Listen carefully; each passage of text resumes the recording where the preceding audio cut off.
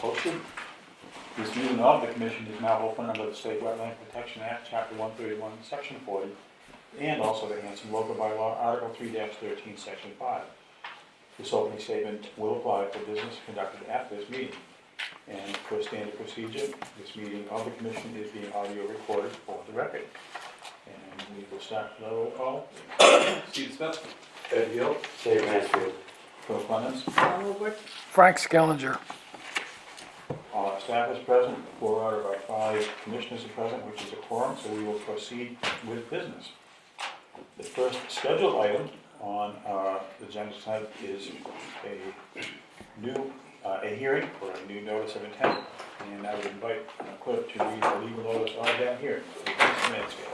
Hanson Conservation Commission will hold a public hearing on Wednesday, January 3rd, 2024, at New Year's, at 7 p.m. at the Hanson Town Hall, Selectmen's Meeting Room, 542 Liberty Street, Hanson, Mass., pursuant to a notice of intent for Anthony and Stephanie Pesco. Parcel and project. Proposal to construct an addition to existing single-family dwelling within 100 feet of bordering vegetated wetland at 664 Tavern Way, map 100, lot 29-1, for Anthony and Stephanie Pasco. Represented by Greg Morse, Morse Engineering Company, Inc., P.O. Box 92, Situate, Mass. 02066. The applicant is filing under the Massachusetts Wetland Protection Act, Mass General Laws, Chapter 131, Section 40, and the Town of Hanson Wetlands Protection Bylaw, 313, Section 5, and Rules and Regulations, Hanson Conservation Commission, Philip Clemens, Chairman. Thank you, Mr. Mansfield. The hearing is open, and the floor is open for the applicant or his representative. Please introduce yourself, and the floor is yours.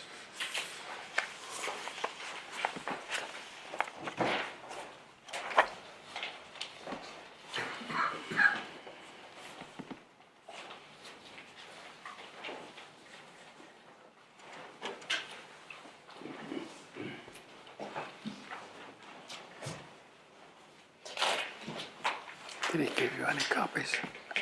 Did he give you any copies of that?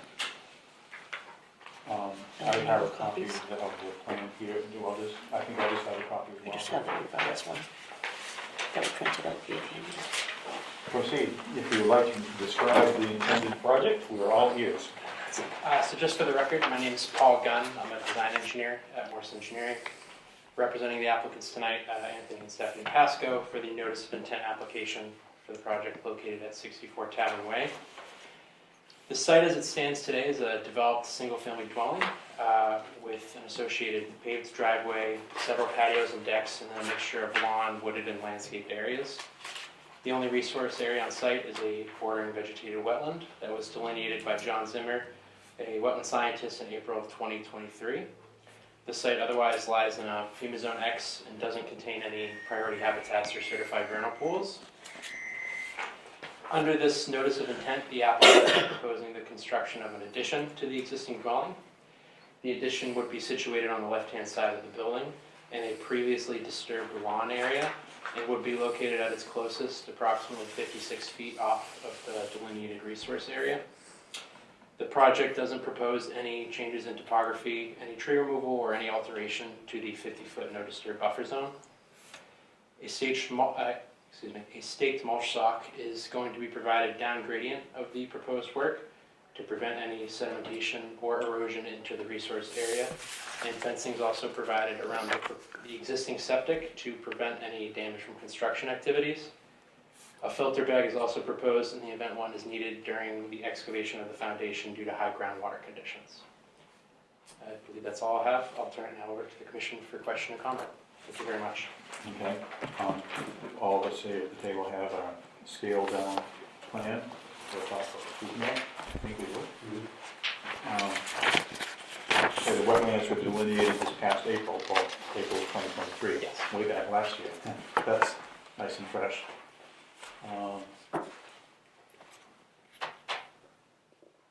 Did you bring the plans with the surveyor's stamp on it? I did get the surveyor's stamp on it. To my embarrassment, I left the plans on my desk when I left work today.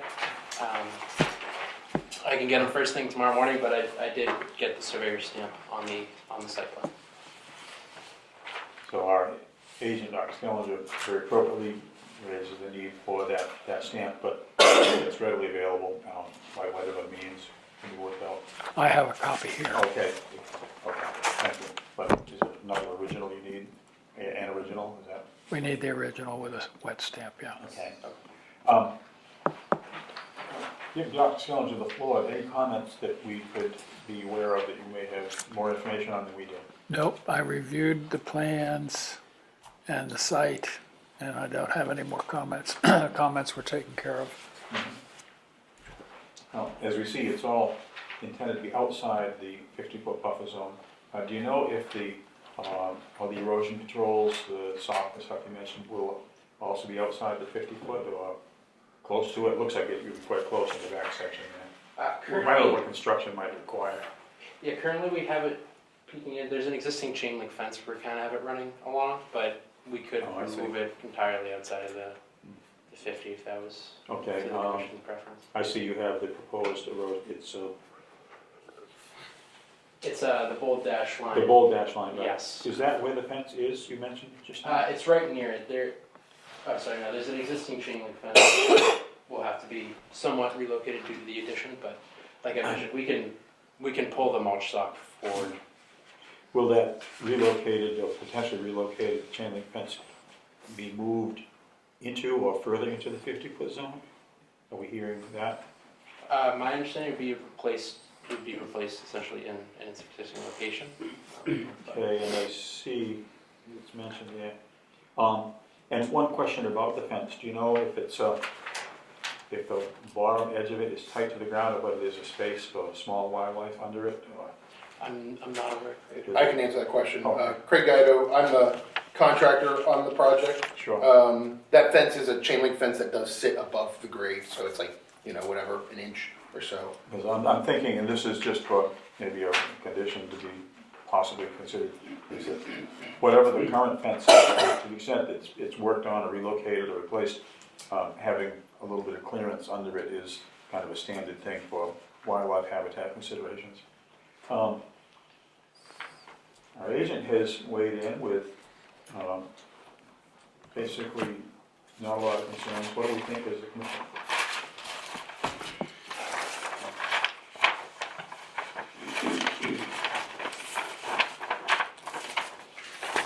Pretty straightforward to me. I'll just ask this, construction access is drawn in, is connected from the driveway over to the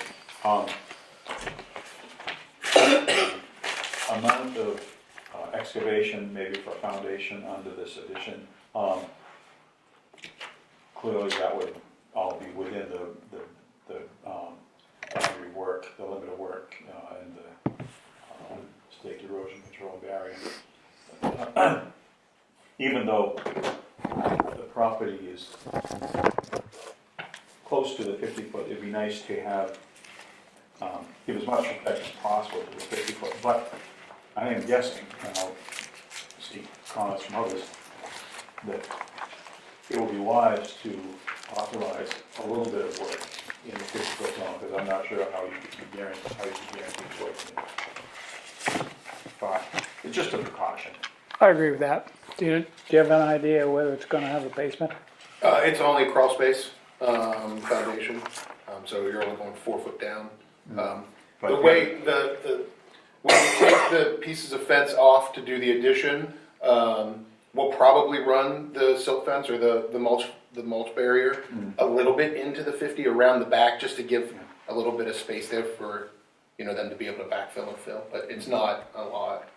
That buffer line's kind of awkward, the way it bumps in there. Well, given how the site and with this lawn and everything already disturbs somewhat of that area, I think the chair will invite a vote to, a motion and vote to issue a variance to work within the 50-foot buffer, but on that just very limited basis, not a license to go wild. It never is.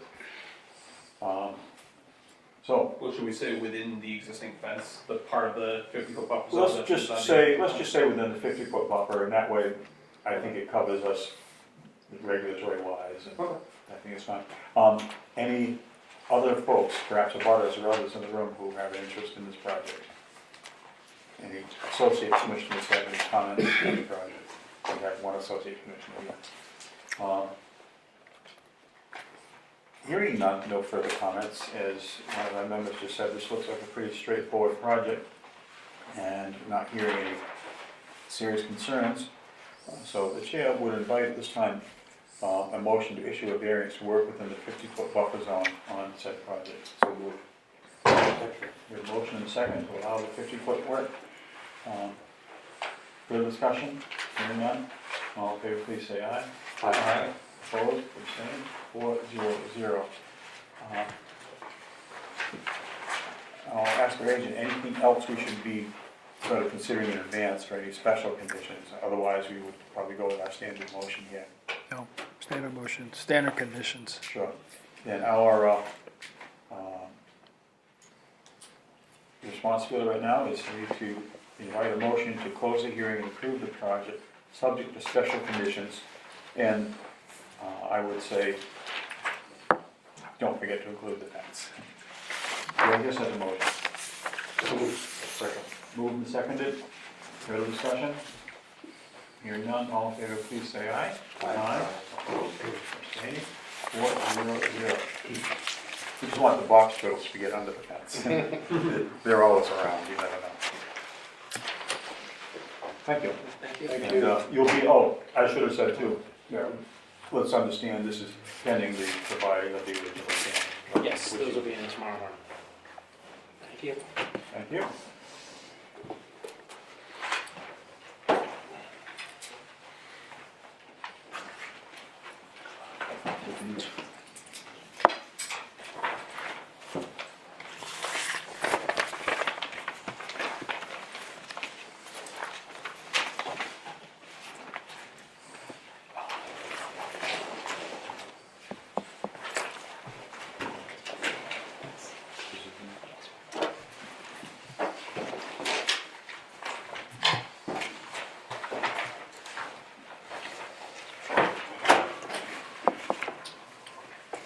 Very shortly, at 7:15, we'll reconvene the open hearing. Probably not enough time to look at minutes from our last meeting, although if people are speed readers, the chair is interested in hearing about that. That would be the minutes from our last meeting of 2020.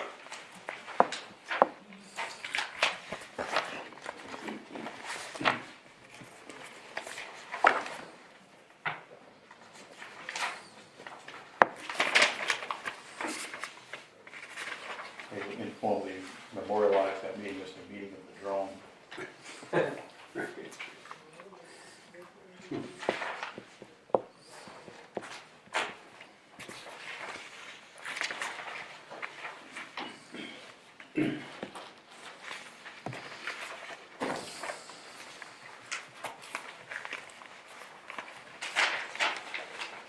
By the way, extra thank you to Lon for keeping the doors open and lights on during the inter-holiday week. Oh, yeah, So often it's quiet.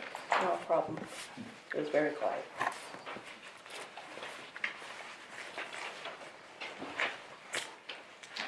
I would move to approve the minutes of the December 20th meeting. Do we hear a second? Second. Moved and seconded to approve the minutes as presented for our meeting for December 20th, 2022. Discussion? Hearing none? All in favor, please say aye. Aye. Opposed? Abstaining? 4-0-0. Minutes are approved.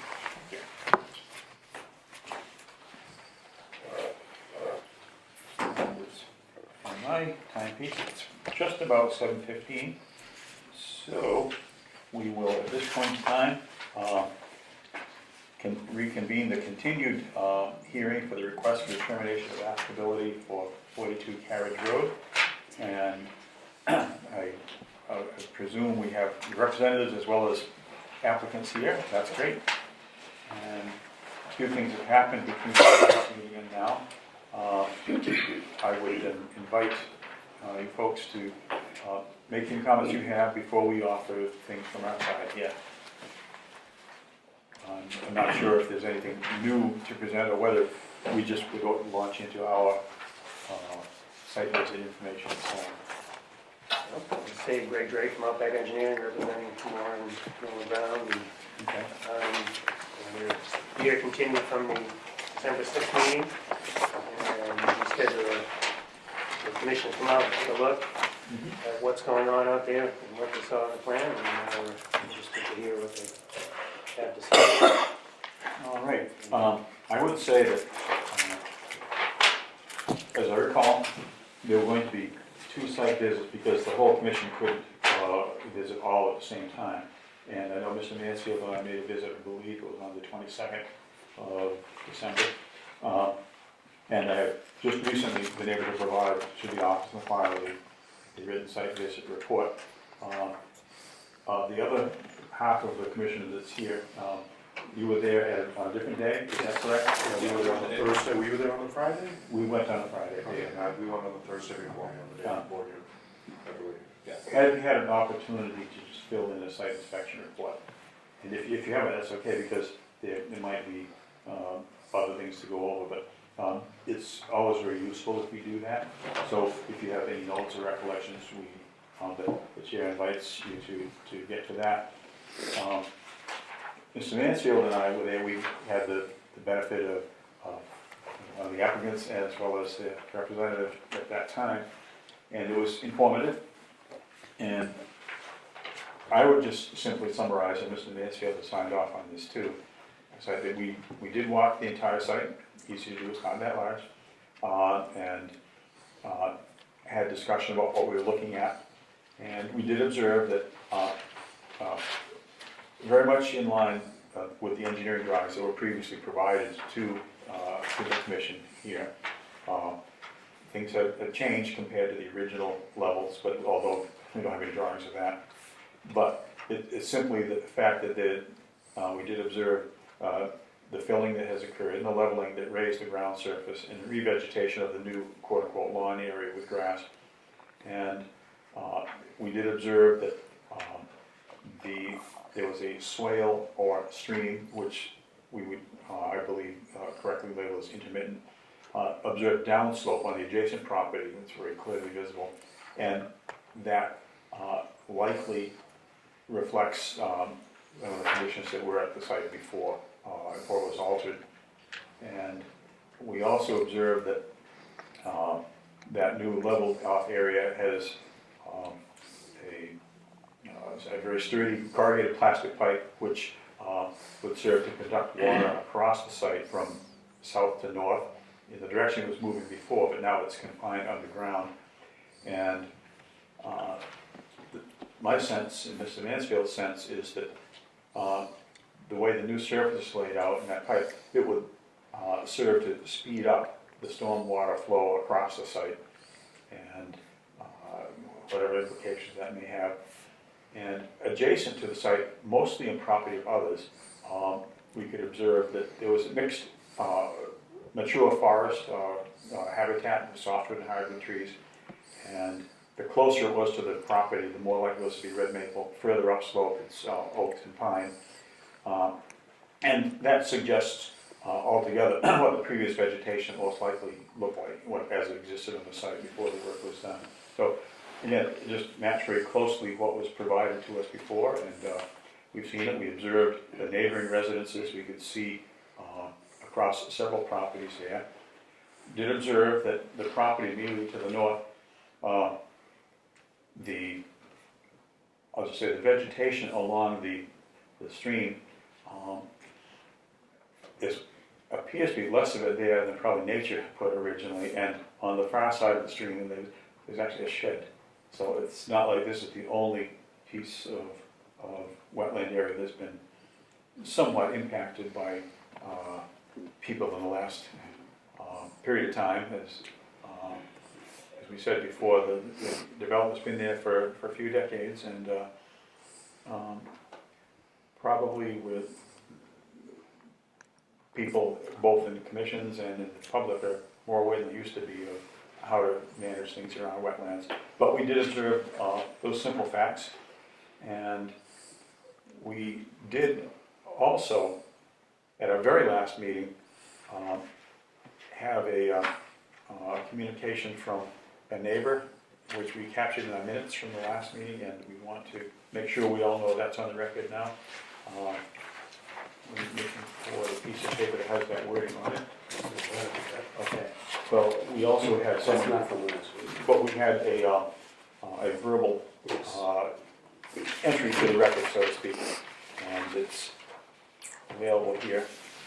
This was from Joanne Hearn of Carriage Road. The question she asked was, is the water behind the house in the pipe going to be a problem for my windows that are low to the ground? Those would be windows in the back of her house, I believe. And I noted at that time that we would put that question into the record to be addressed next hearing. So it seems that, to be somewhat redundant, neighbors in the area, particularly right next door, are just concerned how will water behave going forward? Will it be an issue to their property and their home? We also, and then this is, I'm looking for the date on this, this is apparently received today, January 3rd. It's an email addressed to our agent, Dr. Kellinger, and I'll simply read it verbatim.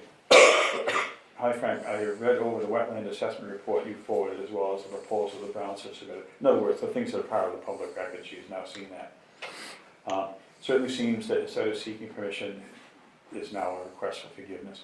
I don't think we have much to add other than if the town is concerned regarding water flow onto my mother's property, so this is the daughter of the adjacent neighbor. If the town is concerned, then so are we.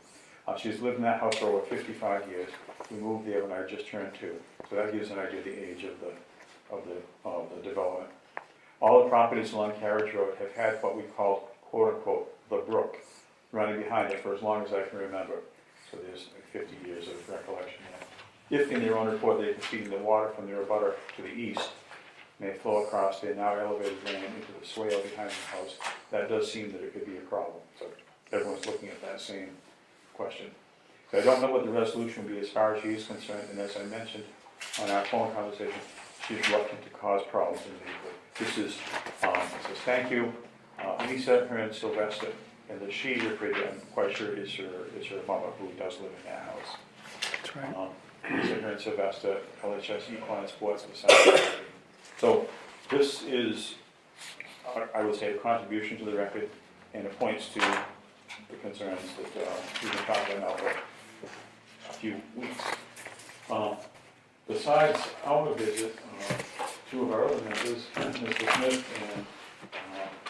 and Mr. Heel, also made a visit. Do you have a verbal summary of what you saw and what your thoughts were? Pretty much concur with exactly what you said. It seems like that the water would now flow down towards that pipe and then it would go through. It looks like it was already pre-existing. Like there was already a trench there to begin with that would direct the water towards that creek, or whatever it is they're calling it. This would just speed it along, essentially. Mr. Heel? No, I agree. I just have questions like, the woman asked about, I don't know if this time to discuss, about the windows. Sure. Is that trench with a brook or the stream or whatever, is that ever going to, like, does it have a source coming in other than enough to make it flood, I guess is my concern. That's what we were all looking at. I know I put on my wetland scientist hat, so to speak, looking over, because even though as Mara pointed out, some of the places I was looking at aren't their property, it all contributes to the behavior of water in that area. That I'll call it a small watershed, and it's right near the head of it. There's water that comes down the slope from land that likely is backland of property on State Street, and that's to the east. And then to the south is a couple of properties, probably right along East Washington Street. It's not possible to know exactly what the size is, what we call the catchment area of that micro watershed. But obviously there is water coming onto the property and through the property and then downstream into other properties. I think from a regulatory sense, with Wetlands Protection Act definitions, it's highly likely, bordering on certainty, that small ditch, or what this writer refers to as the brook, would qualify as a stream under the Wetlands Protection Act because the areas, it flows enough that people have been controlling it and working on it, or working with it for many, many years. And the area upslope of the property has some signs of wetland characteristics. The delineation here, I'm going to actually remind myself of what we were doing before.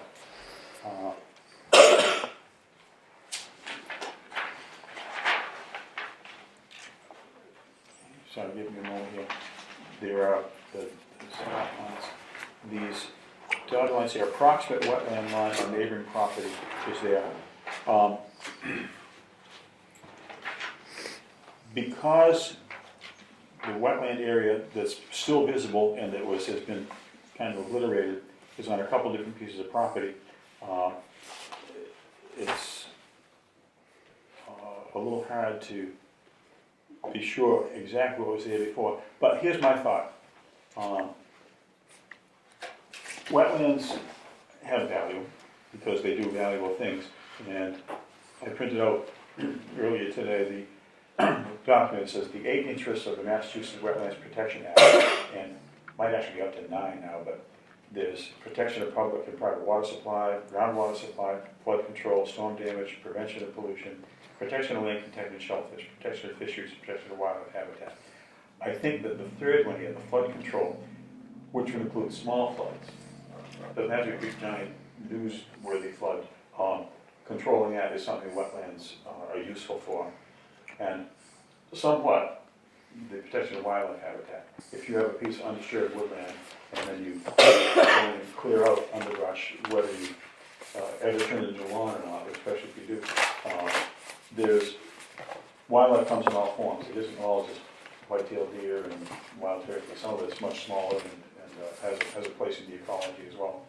So to me, it seems like mostly it's flood control. We are looking to bear in mind here, and perhaps a little bit of the wildlife habitat. So those are my suggestions for how we decide what kind of a stance to take on this. Again, hard to quantify. No one's got stream flow characteristics of this small intermittent stream, but clearly water does want to go there, and it will go there. It will cross the site and exit the site somewhat more quickly, again, hard to quantify, than it probably did before. Wetlands let water cross, but the vegetation slows it down. It's less of a rush downstream, more of a seepage. Because again, the site's, except for the land behind it to a station, the site's fairly level. It does slope, but not a lot. And I think, as the applicant has mentioned, some pumps are common in the neighborhood, and so water has always been there and still is. So having gone on about our observations and knowing what we've seen before, I'd open up the floor to not only the commissioners, but our agent and the applicant representative to just talk about the behavior of water on the site, and I don't know, what have you seen it do lately? Because it has rained a few times since we last got together. It pretty much is staying on our property now, but she has things that are in her side of the swale. Are we talking about that neighbor? Yes, Has things? big boulders and Flowers, plantings vegetation, in the but like soil. it's Lilies. not cleaned up per se. So like hers isn't. Yeah. So like ours will stay behind the shed area where it gathers from State Street, and then it starts to travel where they used to dump the sump pump before we could repair. We haven't repaired it. Mm-hmm. So it'll travel, it'll enter the pipe, and then it doesn't really move from our property now. So the pipe terminates 16 feet and 3 inches off of our property line, and that's where it typically pools on And then, either and then side, it'll but pool can there and slowly start to move across the swell. Never has it been it couldn't really Traveling move before. water, It I was should say. stagnant. That was part of why we wanted to have It this, not so that it would allow it to staying, move and yeah. not have it. In other words, what we observed and what I think you described is the outflow of your pipe Correct. is designed to be and is some distance set back from the property line. 16 Right. feet 3 inches. Prior to the engineering, or the enforcement order that had us hire the engineering firm, our goal or our plan, based off of the folks that we had talked to, was to create a basin there, and then also a berm to plant 40 trees, because we had taken down the rotted. Right, as we see the plan for the proposed plan. So that's the new one, yeah. Our original, Okay. this is based off of, We're proposing that they keep the water flowing. The original people they talked to were gonna put a basin there Oh, and a berm and block it. and that retain would have that been, on our in property. other words, create like a koi pond or something. yeah. No, Well, so it goes- we just wanted to fix it, so Yeah. the original plan that we were gonna do with, when we had Palermo Landscaping come out, was he said, we could put a basin here to stop the water, since this seemed to be the main complaint to start, so we would have a riprap basin on one side, not a basin, but a riprap on the other side of the pipe, which would then stop the water. But after we hired Outback Engineering and everything, and then plans were looked at more, and then the swale was seen, he said, no, you don't want to put a basin here, we don't want to stop the water here, we want to continue the So water that's the there. natural So flow. now you see the plan in front of Right, you. so this is dated November 8th, 2023, this. the Yeah, Yes. that's the one. We all have that, right? Yeah. But what I was saying is the original thought that we had before we knew anything Before about we the were wetland, yeah, was to put in the pipe and then have riprap basins on either side to help with the flow of water, to keep it moving, not onto someone else's property, but just kind of swishing back and forth onto our property to Yeah. make sure that it kept moving. What did and it wasn't do before stagnant. you It did sat. this work? It's kind of, it gathered like you all saw, and then it would continue to move down towards her property, but like, it was almost like wet leaves, unless like somebody would clean it up. And then there was existing lawn and then existing pea stone the previous owner had, the previous owner of our house. And then it would come onto her property, but then it would almost start to terminate there because of all the plantings and leaves that gather on her side of the swale. So there So are either big- way, it always was like, it doesn't seem to really move past her property at all. So there are big lily, like they bloom, I don't know if they're tiger lilies or what, but there's big plantings in the swale along the Hearns property that eventually it just looks like one flat lawn, you Yeah. can't really tell. Without knowing the species, I'll just say, lots of things, whether they're planted by humans or whether planted by nature, love growing in places like this. Yeah. In fact, some of them are very desirable, but Yeah, and then but it's that's, rock line. that other property is somewhat applicable to this discussion. We're primarily talking about yours, and we'll probably need to confine ourselves to Well, this that. presents a tricky issues related to wetlands protection, because work was done within the 50-foot no touch zone before you guys got there, that playground, right? Yeah, I guess, yes, yeah. But then It we- existed before, Yeah. yes. Yeah. So that's within the 50-foot buffer, to begin with, not your fault. Right, right. And then, we've exacerbated the issues with filling the wetlands, so that makes this sort of more complex, I think, than otherwise. I would just say that even though to most of us, a low area with leaves and things that gets wet and just stays wet for a long time looks kind of undesirable as a backyard, sometimes that's what wetlands look like. And they're performing functions whether we are particularly noticing them or not. I'm sorry, go ahead, Ed. Just one thing that was mentioned or noted during our meeting was that they really didn't know they had these wetlands. They didn't know about the wetlands, and I know not knowing is not the answer. But they were never told by multiple parties that they had anything to worry about. I think it was So- too, it wasn't that they were not told, it's that they were told in the negative, they were told no wetlands. Well, I advise a realtor Well, they also they had the seller's disclosure, and it had an actual question on it, they showed it to us. It had the actual question, is there wetlands, and circled no, and then Title 5. The Yeah. trees that were flagged, this whole problem came about by trees that were flagged in the inspection that we had done. So hiring the tree company that we hired, they offered a package to take down the rotted trees, 1, 2, or 3. Instead of like Dinkin and Duncan, I said take down 3. That then left the stumps everywhere like a wasteland. So then came the, I know somebody that can pluck these stumps. Then came the, I know somebody that can fix this mud pit that we created.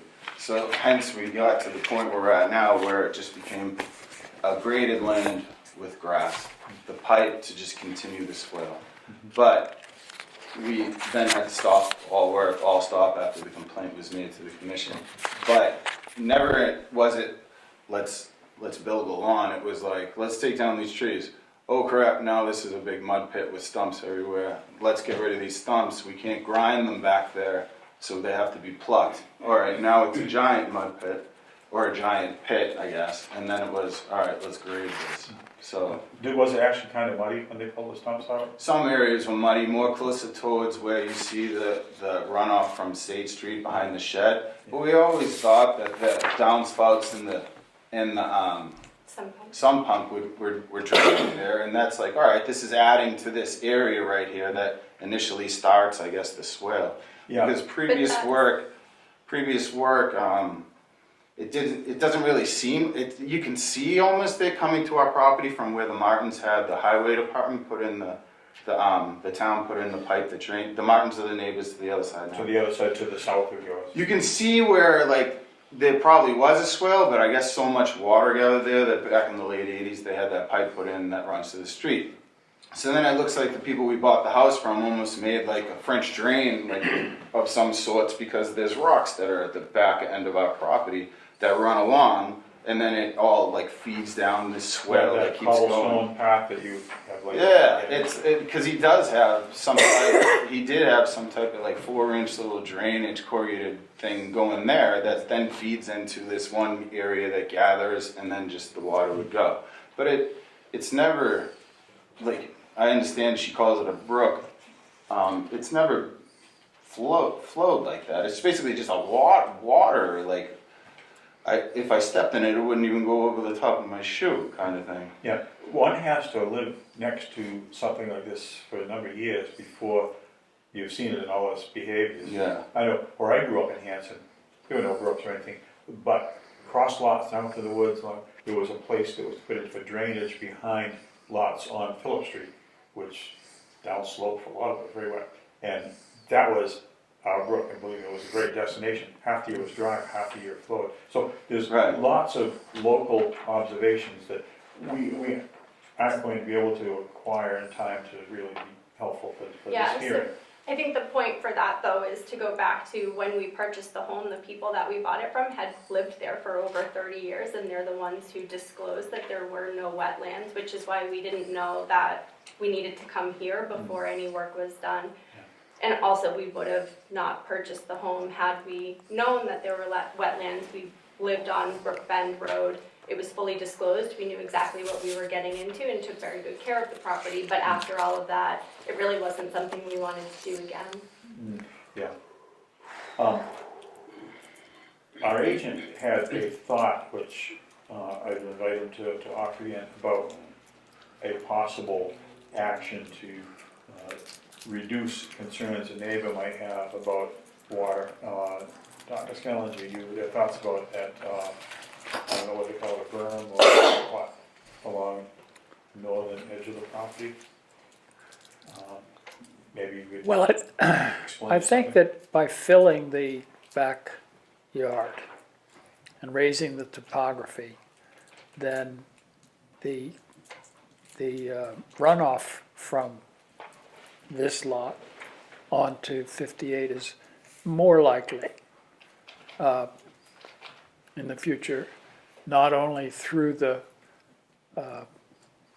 ditch, call it a ditch, but also along the entire property line. Sheet flow, they call that, across the surface, right? So I think if the bed were raised along that property line, it would retain the runoff and force it to go into the ditch.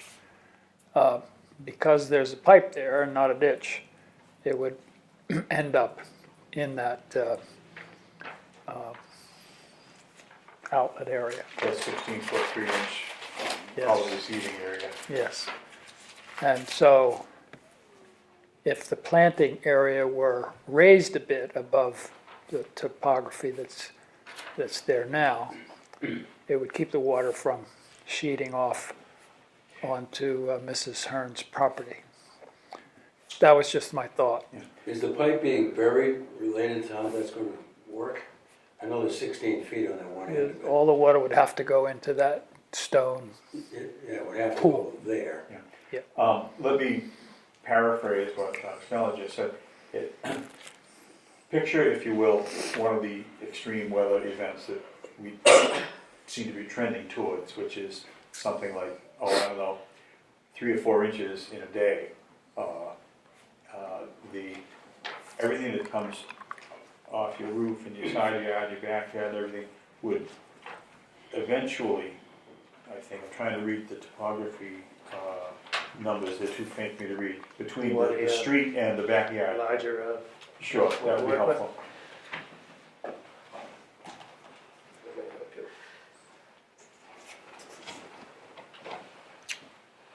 Okay, so from a line approximately here, it actually slopes down, your side yard slopes down towards the street.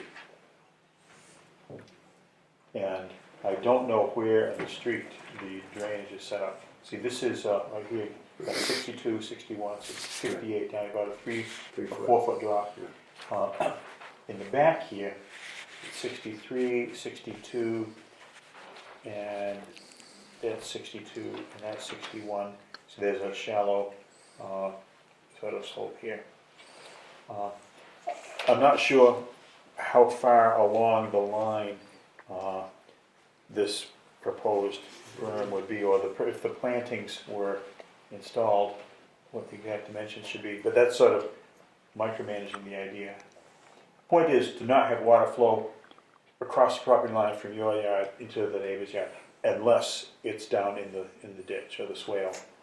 so it's putting the berm, raising those beds that are along the property line. Right, so that whatever wasn't already gonna go up to the Stays in street. the lawn and goes into the, This is basically flat right there. Yeah, it's very nearly flat, but water will, whether it's above ground or below ground, Right. it's gonna obey gravity even if it's slowly. Right. But that would be not only would it have some effect, it would also have a visual effect. Okay, I'd just like to say a couple of other things. please do. The applicant has asked for 2 variances. One is to work within the 50-foot buffer. Obviously, most of the work would be in the 50-foot buffer. And that's a variance that you can issue or not as you choose. They've also asked for a variance to mitigate the wetland filling by allowing off-site mitigation or paying a fee. We don't have a provision for paying a fee for wetland restoration. So it would be a question of whether you wanted mitigation off-site and where. The other thing is that the applicant has submitted a request for determination of applicability. It seems unlikely to me that you could issue a negative determination. If you issue a positive determination, then the applicant would have to file a notice of intent. So that might have to, you might have to consider a third variance in this case,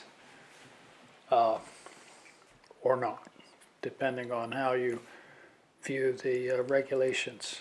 But the, as it stands, the determination would have to be a positive determination, which would require a notice of intent, and it would extend this hearing process further.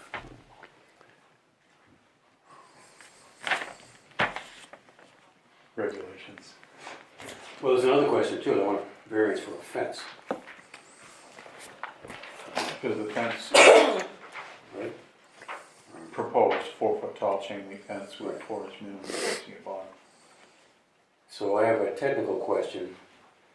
Might Sure. might be due to interpretation, I don't know, but these plantings that they're talking about doing, I realize it's a gray area, but is that in any way, could that in any way be considered restoration? Well, Well, it would be considered a mitigation of the 50-foot buffer disturbance. But it wouldn't fit It into wouldn't fit into the restoration category? restoration of the wetland, no. Yeah, that's what I thought. The restoration of a wetland requires you to make a wetland. Right. Okay, so, And I don't think they want to do that. the overall size of the property is what, is it, like 3/4? Oh, so it's 31,860 square feet, so about 3/4 of an acre. 0.69. Okay, yeah. Not a lot of space. well, there's really no space there. Regarding the point on the use of the offsite mitigation, it seems to me that they're already mitigating by putting in, it looks like a good 50 plants or more, 60, something. Well, they're mitigating, but there's no restoration. Yeah, there is that, I know, but I just mean in terms of if we were to say that mitigation were sufficient, would that not be the mitigation? Because it is on-site and mitigation?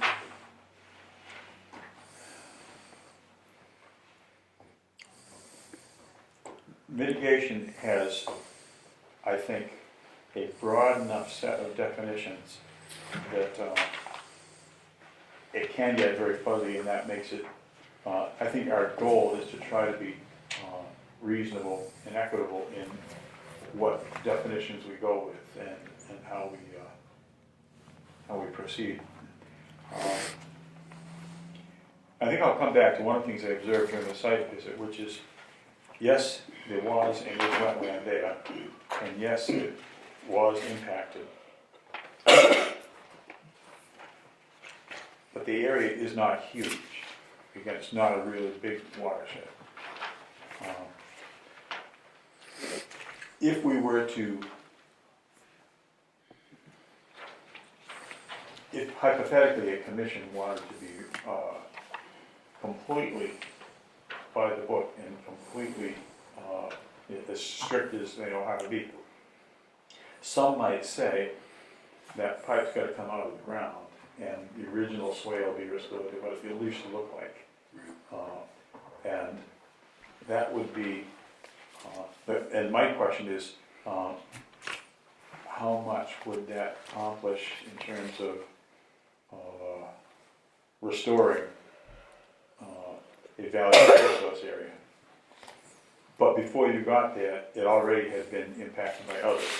I think that's what we've been hearing. How far back in time would you go as far as you want it to look like it did 10 years ago, 20 years ago, 100 years ago? You know what I mean? That's, And that's actually a common question, like how far back to original conditions does Right. one go on any project? And whether it's removing a dam, right. yeah, well, what did it look like before they put the dam there? Well, no one knows, because no one was there. This is a much, much smaller. Well, if we can reach an agreement to take the pipe out, then we put the ditch back to the way it was. And if we can use the plantings to offset some of that sheet flow, then maybe if that's agreeable to people, maybe we've gone You're taking the pipe. far enough I'm to just- satisfy all of the needs. I'm not sorry, you gentlemen were saying something. I was just gonna say, does taking the pipe out even help though, really? Because I mean, Well, it was would weird. restore it to the way it was. as far as the ditch. Except you don't have the trench, you just have a flat area. No, it's The not pipe flat. underground, you mean? The Pipe's- pipe under pipe's the underground. They take it out, they got the ditch back. And I'd like to Steve's say- question, is, what would that accomplish? And it's also. The neighbor that's the second one up from 58 Carriage Road, since we discovered it over the past month, also has a buried pipe in her swale. And there's a shed in 58 Carriage Road, And the one which, next I to mean, Well, as I said, honestly, when we went to the neighborhood last month, we could see things have happened kind of up and down. it seems to be everybody's facing water issues from runoff from State Street, and then how the builder built all the plots to initially make this neighborhood, creating a trench that comes down on the back of everyone's property, and then the slope of State Street that just runs behind all these properties. And It's goes to creating the- water If one- problems in every If single one of one their was basements. determined to have this particular area and other parts of the area restored to its original conditions, it would mean essentially condemning about 8 or 9 houses along it. And I don't think we're in that business. No. However, we are in the business of trying to not set examples that will encourage. Well, that's why I'm trying to offer a compromise idea of taking the pipe out, restoring the trench the way it was, leave the rest of it, put the plantings in, and call that. So you're saying their backyard would have the trench that was there? It was there to start with, it's not new. Then they put a pipe in, and they buried the pipe. And if there were I'm gonna use the word swale, because trench, ditch, brook, everything, a swale is a low area ground with Right. linear, essentially. You see them along sides of roads and other places. And sometimes they're natural, a lot of times they are built for the purpose of receiving water, encouraging it to stay away from people's cellars and move where gravity is gonna take it. If that were done, it would reduce the amount of nice level lawn behind your house, but it would also be, it would restore, it would enable you to restore more original conditions. I'm just thinking of a compromise solution here to where we can kind of reach a common agreement with Help me out with the economics of that pipe, the purchase price and the cost to install. Anyone have any information about that? It cost us about $5,000, I think, overall for that part of it. And one of the reasons why the pipe went in was to prevent the water from standing. When I looked at the American Home Shield kind of mitigation for standing water, so that it didn't breed mosquitoes and have things like that happening, that was what it said to do, was basically to install a pipe and keep things moving.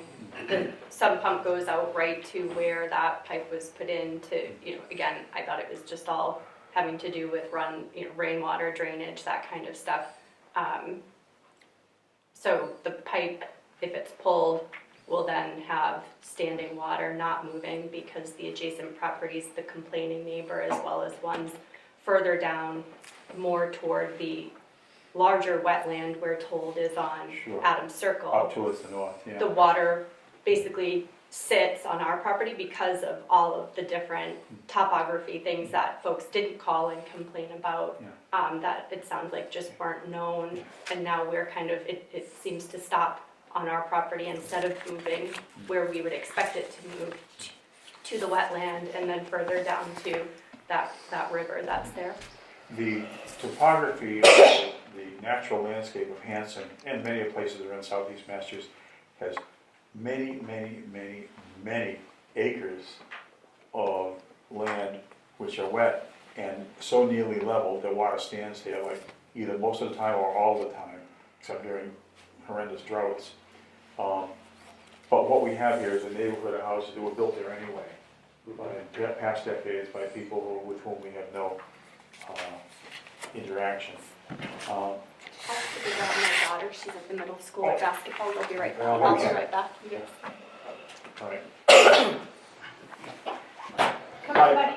Come with me. I hope that it makes, it's clear we're trying to be reasonable, but also not trying to set dangerous precedents for other people who aren't happy with moisture in their backyard. I understand.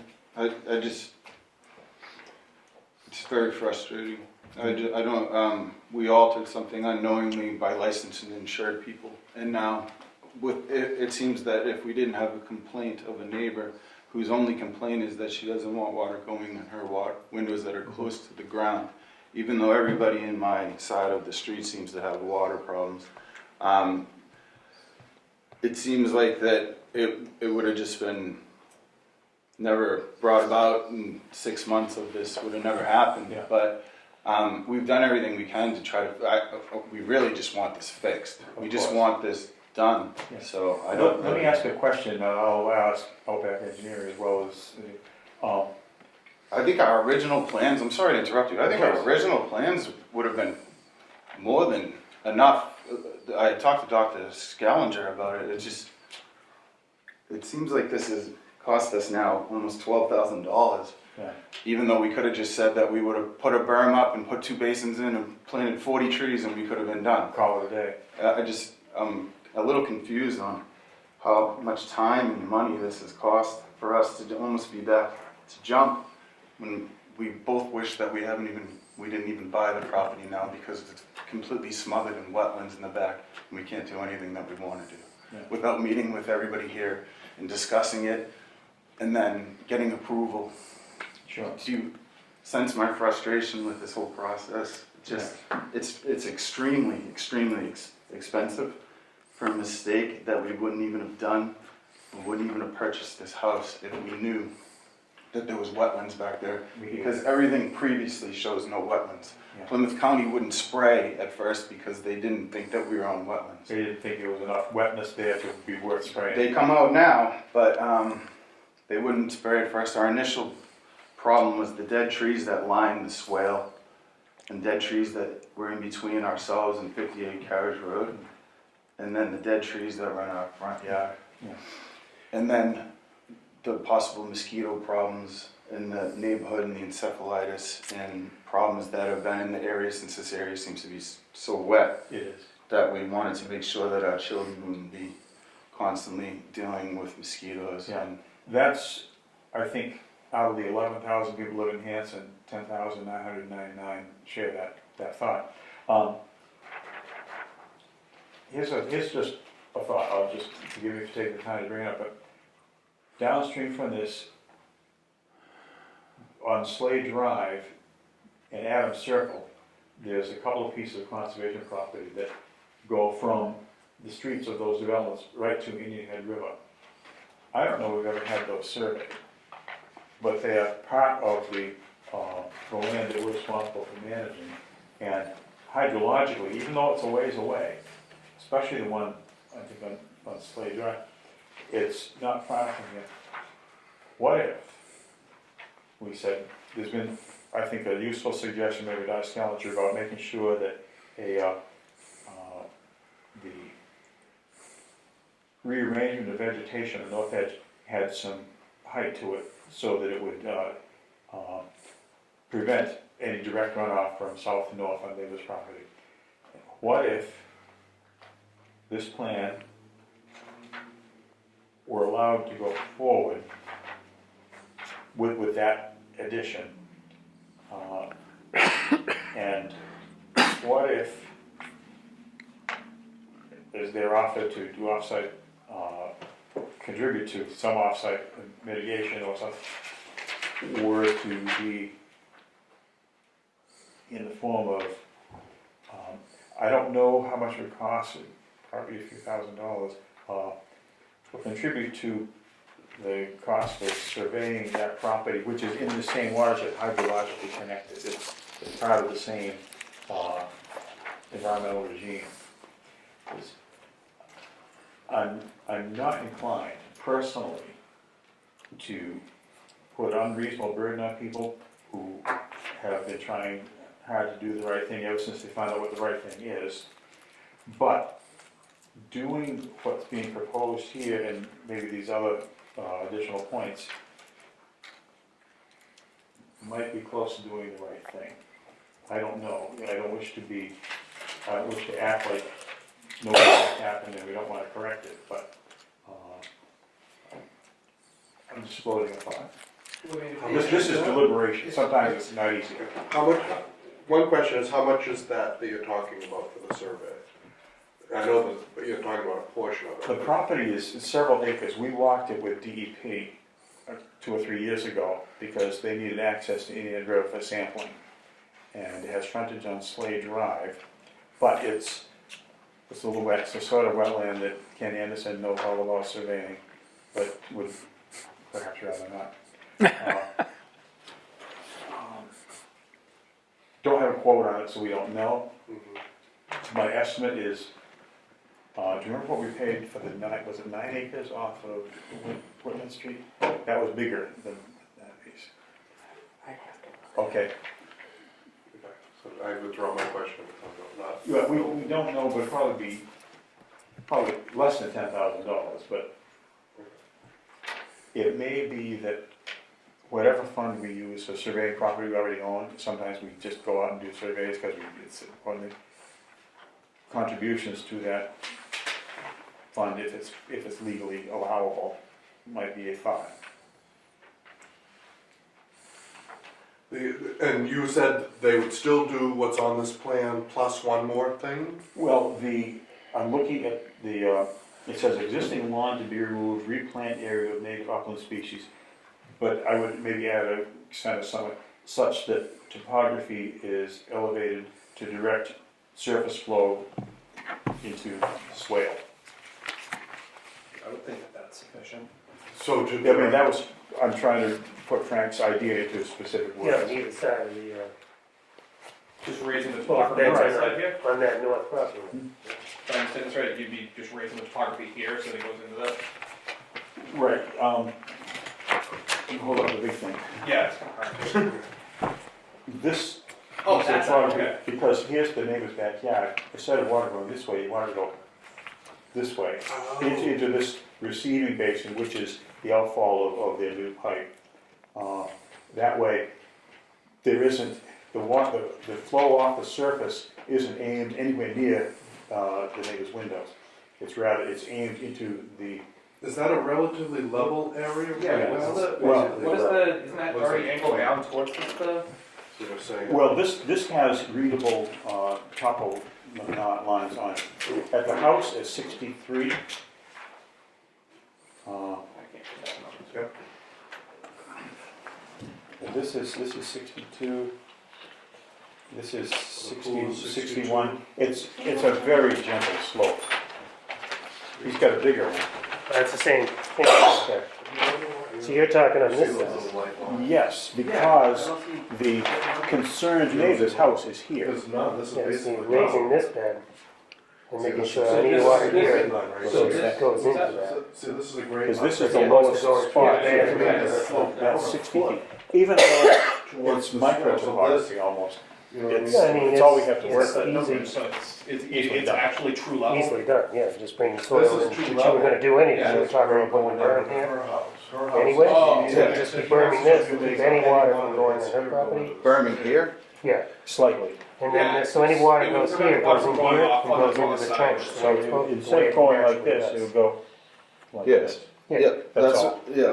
Yeah. Our initial, I mean, just to be clear, our initial plans was a berm completely around here, and then 40 trees being planted, and then a catch basin here, and a riprap basin here on both sides of the pipe. Yeah. But yeah, 100%, we were always, Dr. Skellinger and I talked about this when you came out to Good. the site, about raising this to a berm point so nothing's flowing this way, it's flowing down and down. Yeah. Yeah, you're down. It'll go from your yard into your neighbor's yard, basically. It basically, if anything was gonna run, it would run down and then down into the swale Yeah. and go. Then Phil, Other than- that other would than in the improve the swale. situation for the neighbor rather than. Right, what we don't wanna do is add a lot of flow to the stream, because that is, that's unnatural. But to prevent some flow from impacting the neighbor into the stream where the water's trying to go anyway, To me, it makes sense. And as far as the species go, it just says native upland species, which is probably a good way to put it. Regrade swale each side of pipe stabilized with wetland plants or prove equal. That makes sense to me. The allowing space under the fence for wildlife access, again, as we said to someone earlier tonight, allow room for the box turtles to get under and maybe the rabbits too, as they're trying to get away from the coyotes.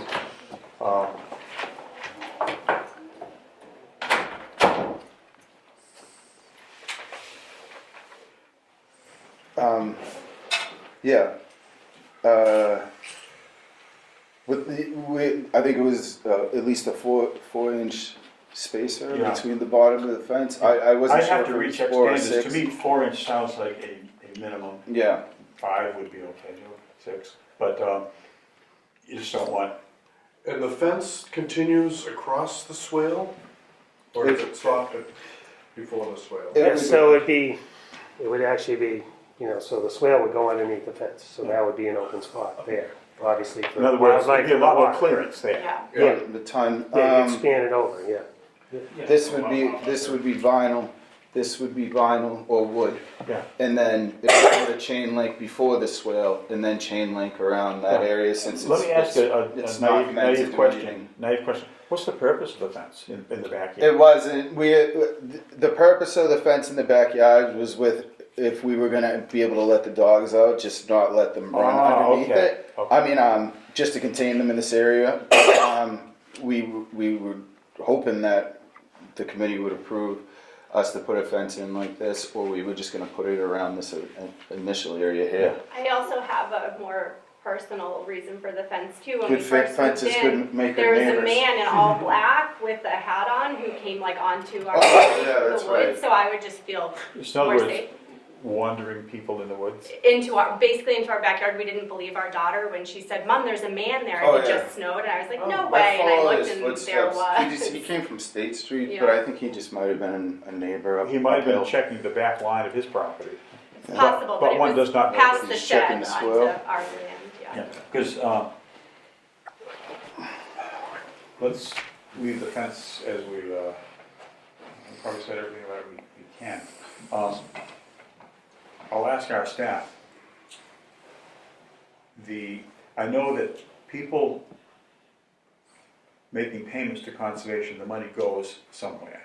Of the many funds we have, I haven't got memorized the names of the funds and the ins and outs of receiving money. Do we have a fund that we could both receive money into and then expend for surveying purposes? I don't know if that's knowable sitting here right now tonight. Well, we certainly have the conservation fund, and that could take money. Okay. I don't know of any other. What if we were to say that this plan, with the slight modification we talked about, were to go forward and it were to be, let's say, a $1,000 contribution to the conservation fund with the understanding that we would apply it to a project in the same watershed, a property management project. It could be surveying, but our conservation fund we use for a number of property management things. And our past experience has been the few times we have made offsite work part of somebody's approval, it was in the same watershed. We would not, I don't think we would want to get in the habit of having, say, an impact from up by Rocky Run be used to fix something down by the Halifax line on Elm Street. I mean, it's just managing our landscape in terms of the watershed and as near as possible to the project sites, I think makes sense.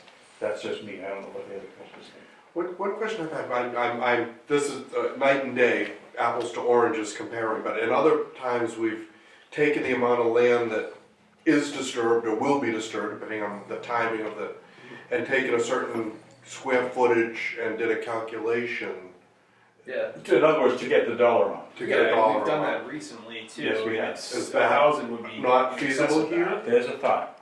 Well, we had that chart that we. We have in Yeah, front of it's us. $10 per square foot, which would be. We have in front of us an engineering drawing that says, estimated original wetland line based on wetland assessment, soil samples and field observations. I don't know if our engineering person in the room could get out a pencil or something and estimate how many square feet. Or do you know? To the existing, to the existing tree line from 2021 It area. looks like about 15% of the property size. What's 31,000 times Put some 0.15? estimated amounts in the NOI, the actual RDA. Ah, okay, thank you for pointing that out. It's kind of already, What's the number? if you go down to the Which paragraph? bottom paragraph, Oh, regarding restoration field, what paragraph did you say it was? the bottom regarding, The bottom says wetland indicators, that's the first part, but that's, no? Or maybe it's on the backside of your, okay. We're gonna, I'm sorry. we have different sheets in here.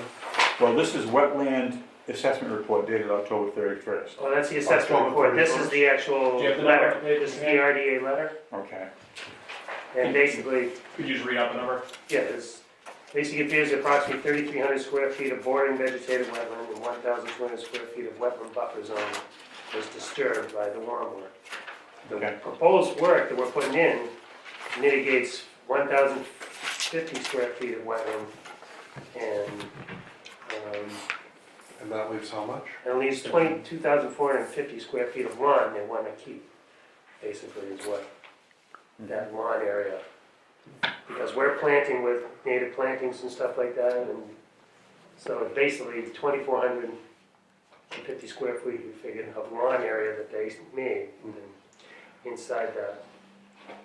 I'm just looking at the raw number of original wetland that has now been impacted either by being completely buried with a pipe or buried with lawn over it. And that number would be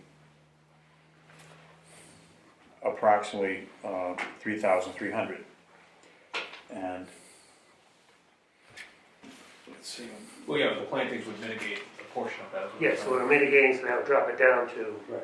2,450 square feet of lawn that they unfortunately filled in that they'd like to keep, but that could be going into some type of fund somewhere, if that's possible, We have a or restoring them. chart here of, which is basically in lieu, when I say in lieu payment of on-site mitigation summary table for alteration in our no disturb zone. 10 cents a It's for square. 10 cents a square foot, if you had 3,300 square feet at 10 cents, that's $330. Well, Am I it's right? 2450 because they're already doing this planting in here. He's subtracting that from the 3,000. I'm not thinking about about that. To me, that's, how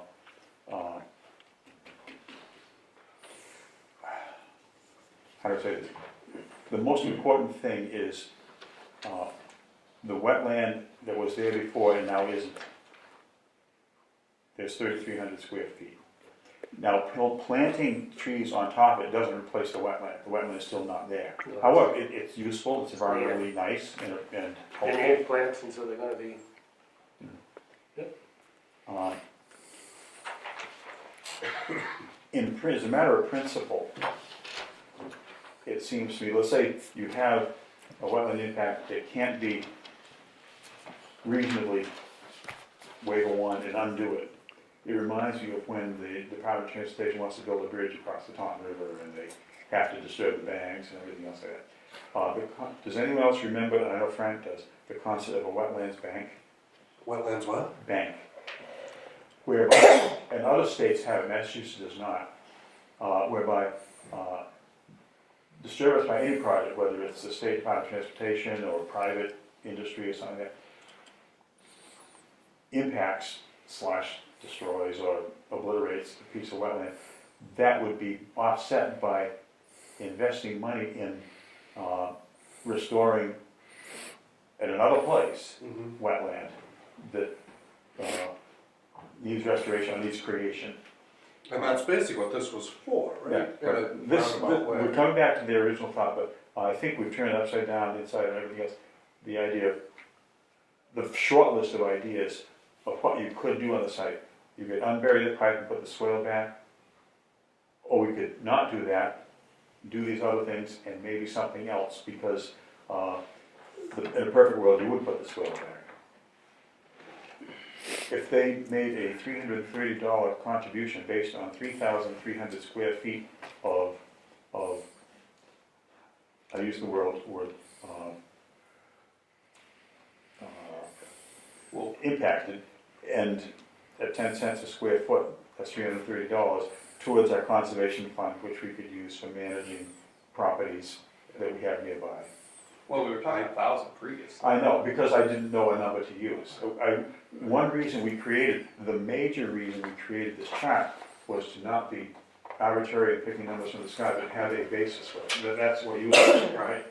Yeah, and but one thing goes back to one thing I had mentioned earlier is I'm not sure the number we're coming up with. I like the idea of doing the plan and the swale and all the rest, but going back to the fact that they were unaware that they were doing this, and does that play at all into the final amount, the decision we make? Can we modify that in any way?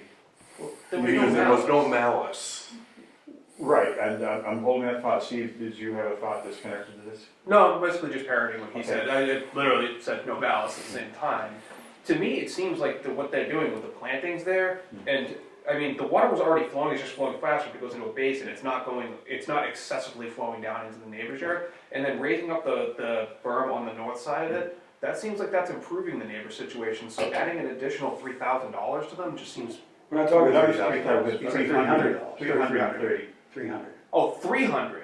I think you said 3,300. That's how many square feet were impacted, times 10 cents per square foot. I was So probably- divided by 10. So how much were you I talking think it was on the about? zero in that number. $330. Oh, never mind. I was only arguing against it because I thought that Give was him a actually grade for right math, there. will you? Order. Give him a grade for math. Point is, It's 10 cents a square. not having, simply having this process that's dragged out now a month and a half, and having this, I think does send a message to everyone, whether they're your neighbors or anything. Please strive to not do this. However, because it was done, we have an obligation to address it, which we've done, and we're doing it, and these people are trying to do as well. If we were to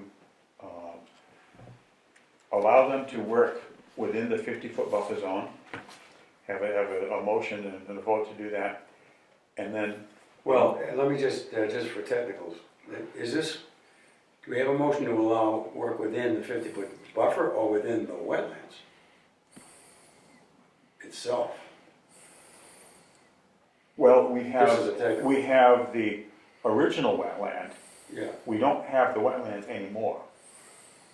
If you look at the property as it exists right now, the edges of the lawn where work would happen are essentially unvegetated, and they are not,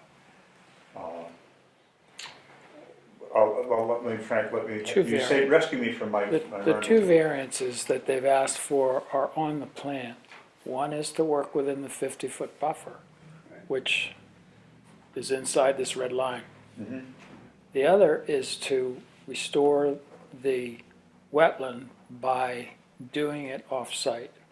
And as you are discussing, instead of doing a restoration by paying for a restoration in quotes. Mhm. So they're two separate variances we're talking about here.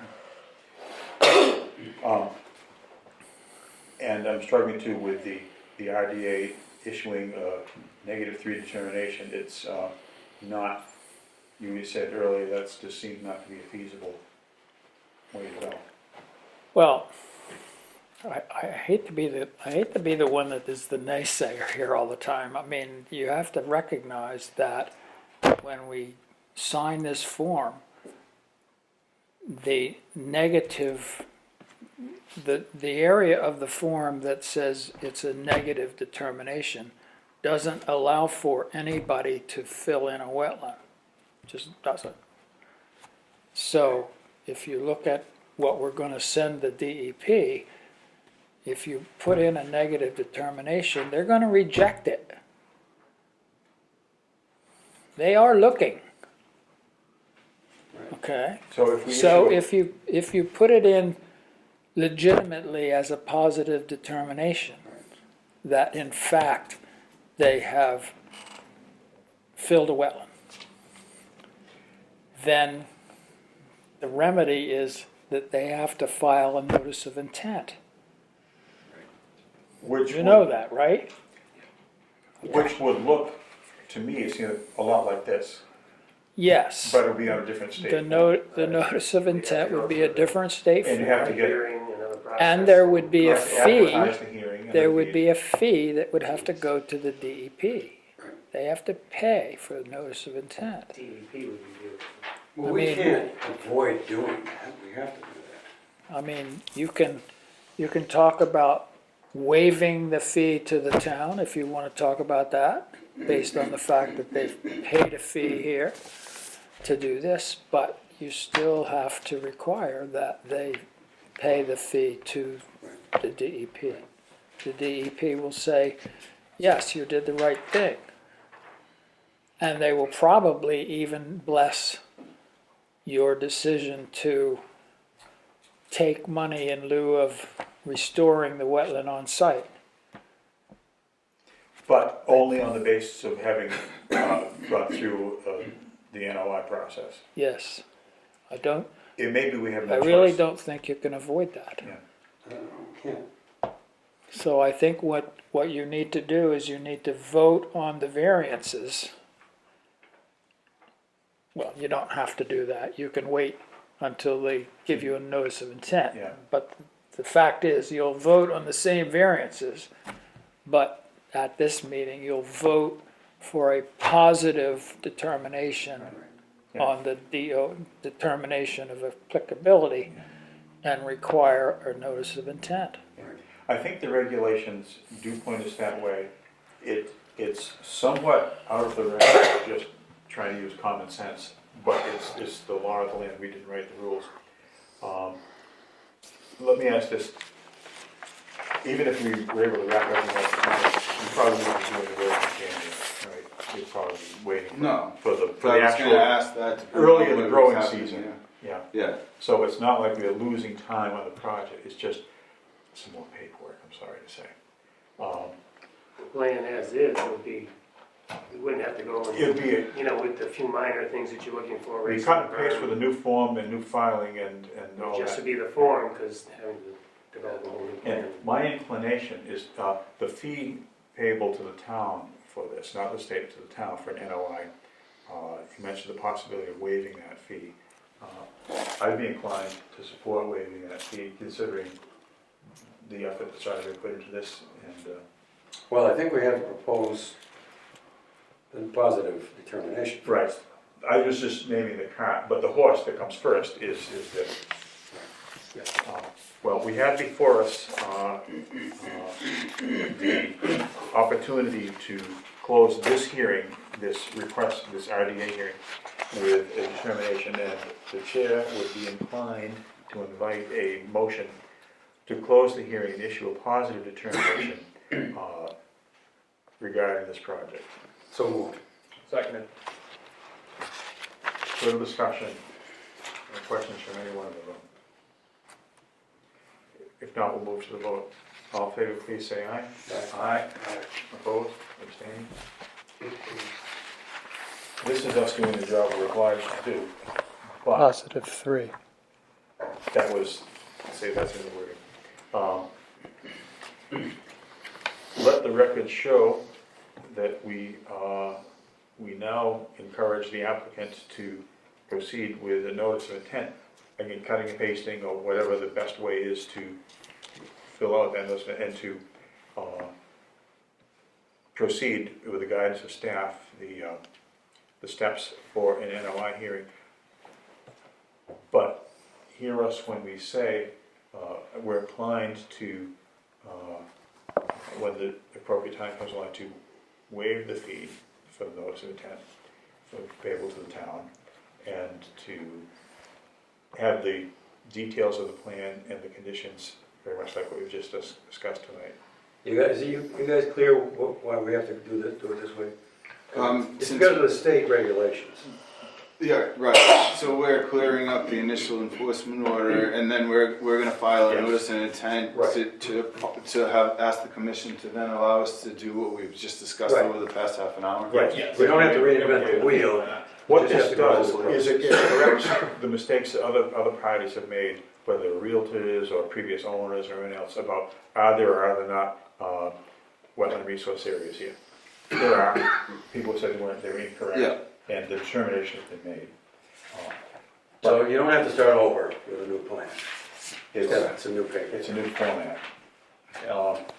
And our staff is ready and willing to help in any way, work with you folks and with OPAC to get that underway.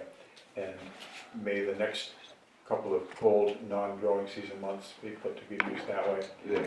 But So let me just say, you can work with your contractor, or you can come in and talk to me. yeah, Right. Take your Frank pick. is good at these forms too. Take your pick. I don't mean to cut you No, I out, mean, if you're gonna work with them and save them money, you know, lots of point. if That's the there's point. anything that we need to do to I think support- everything that's been done, everything that you've done is all that's necessary to have been done at this point for a notice of intent. So what is needed is, needs to sit down with the form, fill it out, pay the fees, and then come back for that hearing. There will be a hearing at which all this will be voted. Okay. Okay. Ought we to take a vote now, even though the hearing is closed, anticipating future activity along these lines for this particular project to waive the fee due to the town? Or shall we wait and do that in the future? No, we do that in wait, a- wait for the NOI. Okay, I we'll would- the I NRS would- action plan. All right, Do it as a package. that will simplify things. Okay. It will also keep the Understandable. DEP happy. Yeah, we need to live up to the partnership we have with DEP, and I think this does that. I have one question. Is this something that we should be doing immediately, or is I this would- something that I should be like working with Frank with doing over the next couple of weeks, or do we wait for the DEP to respond to you guys? They won't respond. Okay. Once this is signed, which is gonna happen now, and Lon will forward it to the DEP, Okay. it'll be done. They will consider will- everything to be closed. They will be looking for the notice of intent. So then my next steps would be to work with you to file the notice Yeah, of intent to then put before the There's committee no, in another hearing. there's no wild rush. Okay. And then my business as of now can be concluded with Outback because we'll work That's- together. That's up to you. By the way, Okay. good job. Thank you. You're welcome. It's, So I'm just, No, no. I, No, no, if This he's is willing what- to work with you and do, absolutely, because you guys have spent a lot of money, you don't need. but all of this comes from developers doing what they could do back either before or in the very early era of the Wetlands Protection Act when people weren't very good at it. So, thank you for helping us to be in the modern era. yeah, and as you guys saw last week or a couple weeks ago, like I finally met my neighbor. Those are two of the neighbors I never even met. They're the two that are up the north side now. Sure. I've never talked to them before. I talked to them for half an hour out there. Everyone should be encouraged to tread very lightly on the wet areas behind their homes, Yeah, or to tread less heavily than they have been, yeah. lest other things be brought to us, which we are. Well, let's hope we have a happier new year. I know, right? So this is an accomplishment, it's a solid step forward, we thank you for your patience and your. Yes. Thank you for listening to my frustration also. We understand. You are not I'd be alone. in the same position if I was there. Okay, our next thing on the agenda, there are no appointments. We do have some discussions. The annual town report draft is in our hands, and I saw that and was looking at it earlier. And our agenda invites specifically wording for essentially the second paragraph, because that's the old report, right? This is the old, last year's report. What we need to do is replace this with the 2023 content. That's right. And Dave has given me some input. We'll have to probably beef it up with other input. So if you concisely describe the many things that you guys have done, that Chris has done, and, like. Well, that's what I sent to Frank. Does it include, I assume it includes something about mowing, Yeah, includes something about planting cedar trees, yeah, includes something about the trail, yeah. the big vinyl trail. Barney Hill step, well, the trail itself, we did, that's last year, but Okay, the steps and the boardwalk, yeah. the mowing Mhm, is in there. mhm. You know. And the fact that we had a grand opening. Yes, Yeah, I didn't put that in, but. well, I will. that's fine. These are things that we should throw about, and so we will. I also put in that the USDA inspected Smitty's approved the work that we've done and approved our plans to put birdhouses in Yep, in the meadows and at Smitty's. yep. Those are also excellent, very visible things to the public. If they read a report, they can go out and see this. Pretty soon it will be. Yeah, My well- living room is currently having a mountain of bird boxes. Appreciate very much that. The last time I read the minutes or what I thought, super idea. May it happen. And let's go for that. Good. Only got one left to build. The Kestrel box is the only one that's not constructed yet. The rest are all ready to go. So the annual town report is nearing completion, and thank you Yeah, Jay, for those thoughts. if anybody else has any input, though, send it in soon. Yeah, I'm just, Even if it's just ideas, it doesn't have to be a written sentence even. Just, what year? what do you Maybe want, it's what do you long. want to put in there? What did we do this year that was important? Was it in 2023, we advised the selectmen to spend $3,000 looking for mussels in the pond? Or was that 2022? 22, Okay. yeah. What about submission of the plans to planning for the boardwalk and is that worth putting in there? We haven't done anything yet. No, they haven't moved on that. Right. Maybe we just let that take its course. Well, it all depends on whether you want to poke somebody. You know, I'm I all mean, about poking something. You mean the boardwalk down by? the town report has been used in Southampton. the past to skewer somebody that, Yeah, there can be innocent looking comments Yeah. that some people feel as Yeah. hot spears. Yeah. I don't think I want to do that. I'm not keen on doing that, No, but let's be kind to our colleagues. Chris, what else should we put in, things that you've done that we haven't quite yet given you credit for? I don't know. It's not our report to write, but input that we gave to the Camp Quaney Committee appears to have been useful, because if anyone's looked at the camp lately, you'll see that, and the cove, you'll see that it looks quite spruced up compared to what it used to be. If you're a wasp, it doesn't look halfway as inviting. It's on you, Chris. And by the way, is it official that you're now with the camp? Yep. Okay. I see a very useful ability to sort of liaison back and forth between the camp and all. I'll say this, we like the shoreline of the pond, especially along the trail that goes between the beach and the waterfront of the camp. We like the vegetation there to be kind of left alone. I think that past What's the- the vegetation, the shrubs between the trail and the pond itself, the shoreline of the pond, Okay. we need to not be cutting those down. Right. And if a tree falls into the water, we need to let it stay there. Okay. Little things like that. That's the right way to manage a pond shoreline. And it's, if you're a fish or a turtle or something in the pond, that makes it even more charming and you like it better. So that's a good thing to do. Oh, good, I think we're getting there on the report, and we'll see it one more time before the You, first deal. yeah, Our next meeting. our next meeting is before it's due. Okay, warrant articles that are due February 8th. What ought we to be discussing on that? Well, the They're all only, attached the only here. one that is, the only one that's proposed so far is to increase the conservation fund. If you Is there a feel that possibility of another one? We- An acquisition or anything?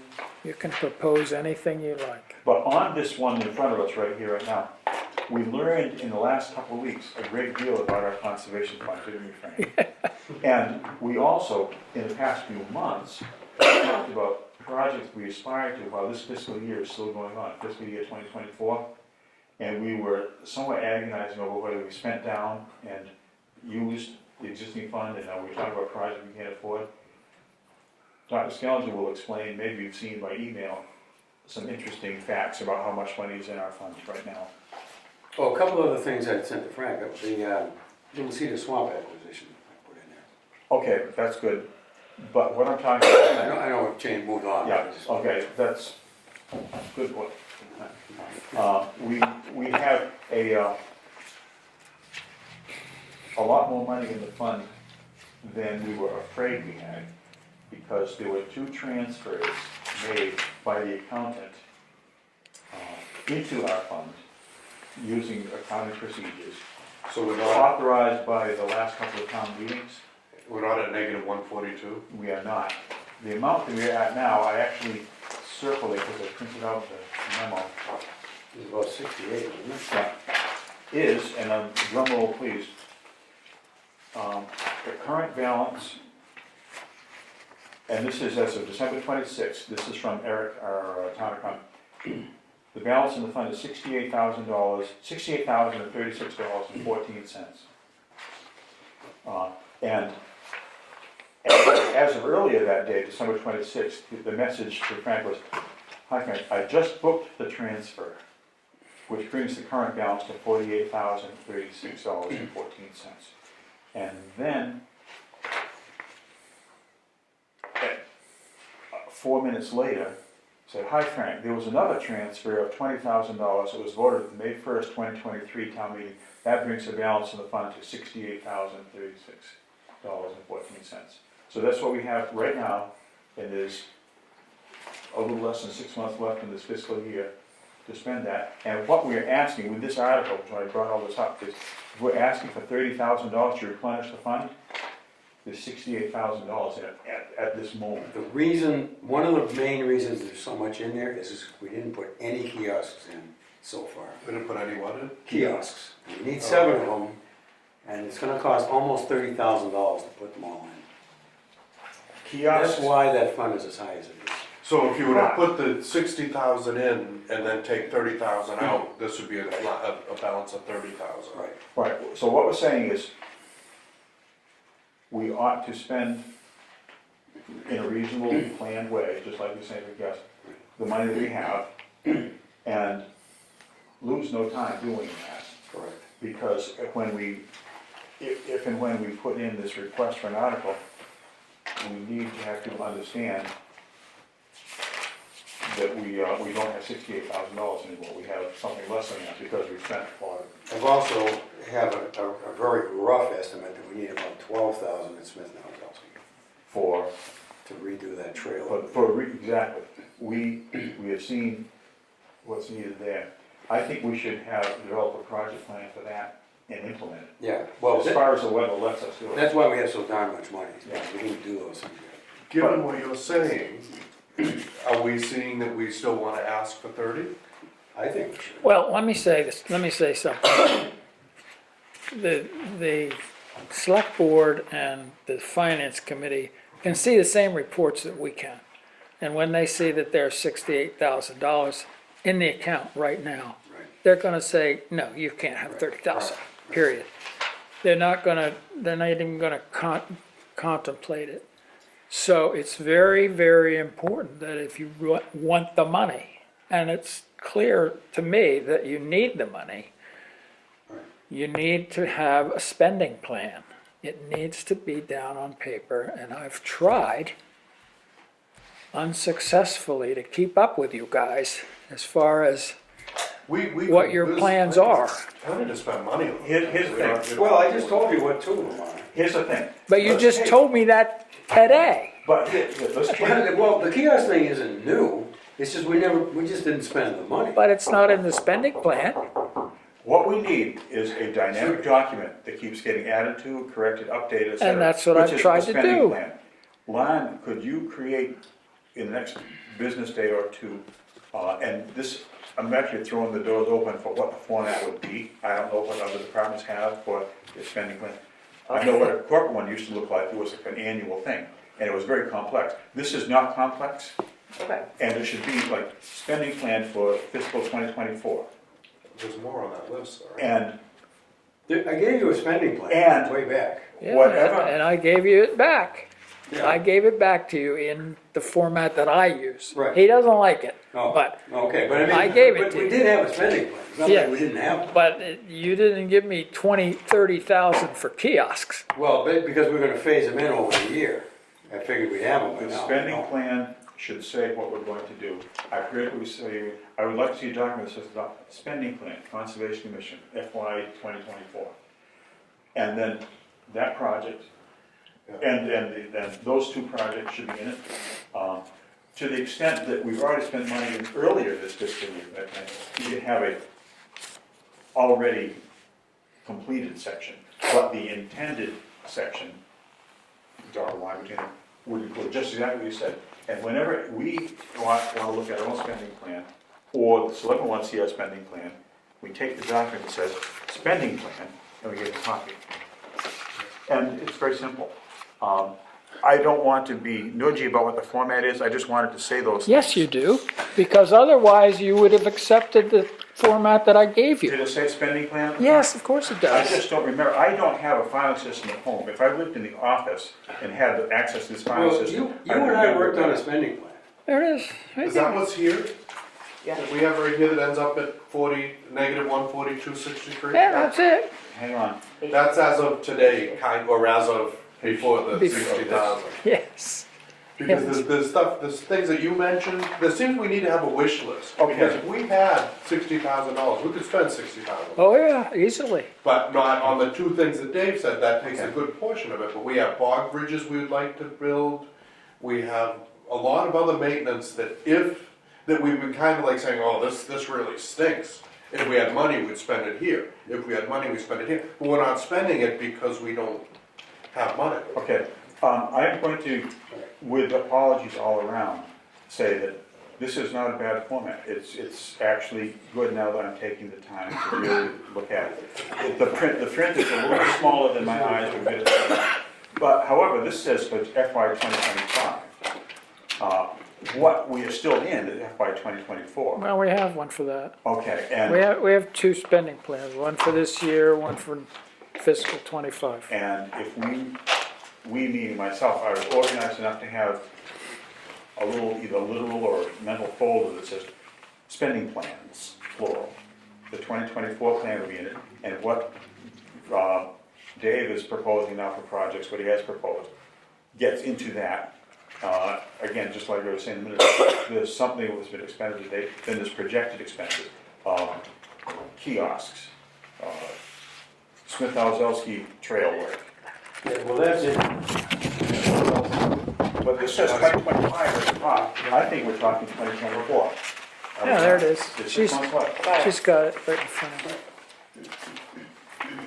her. Okay, I will now try to be responsible in understanding what's in front of me. Spending plan FY 2024, expended to date, So this is It says- $1,000 for trailhead signage. it says expended to date, $156. Then it says projected expenses. And then, I'm looking for the total of projected expenses.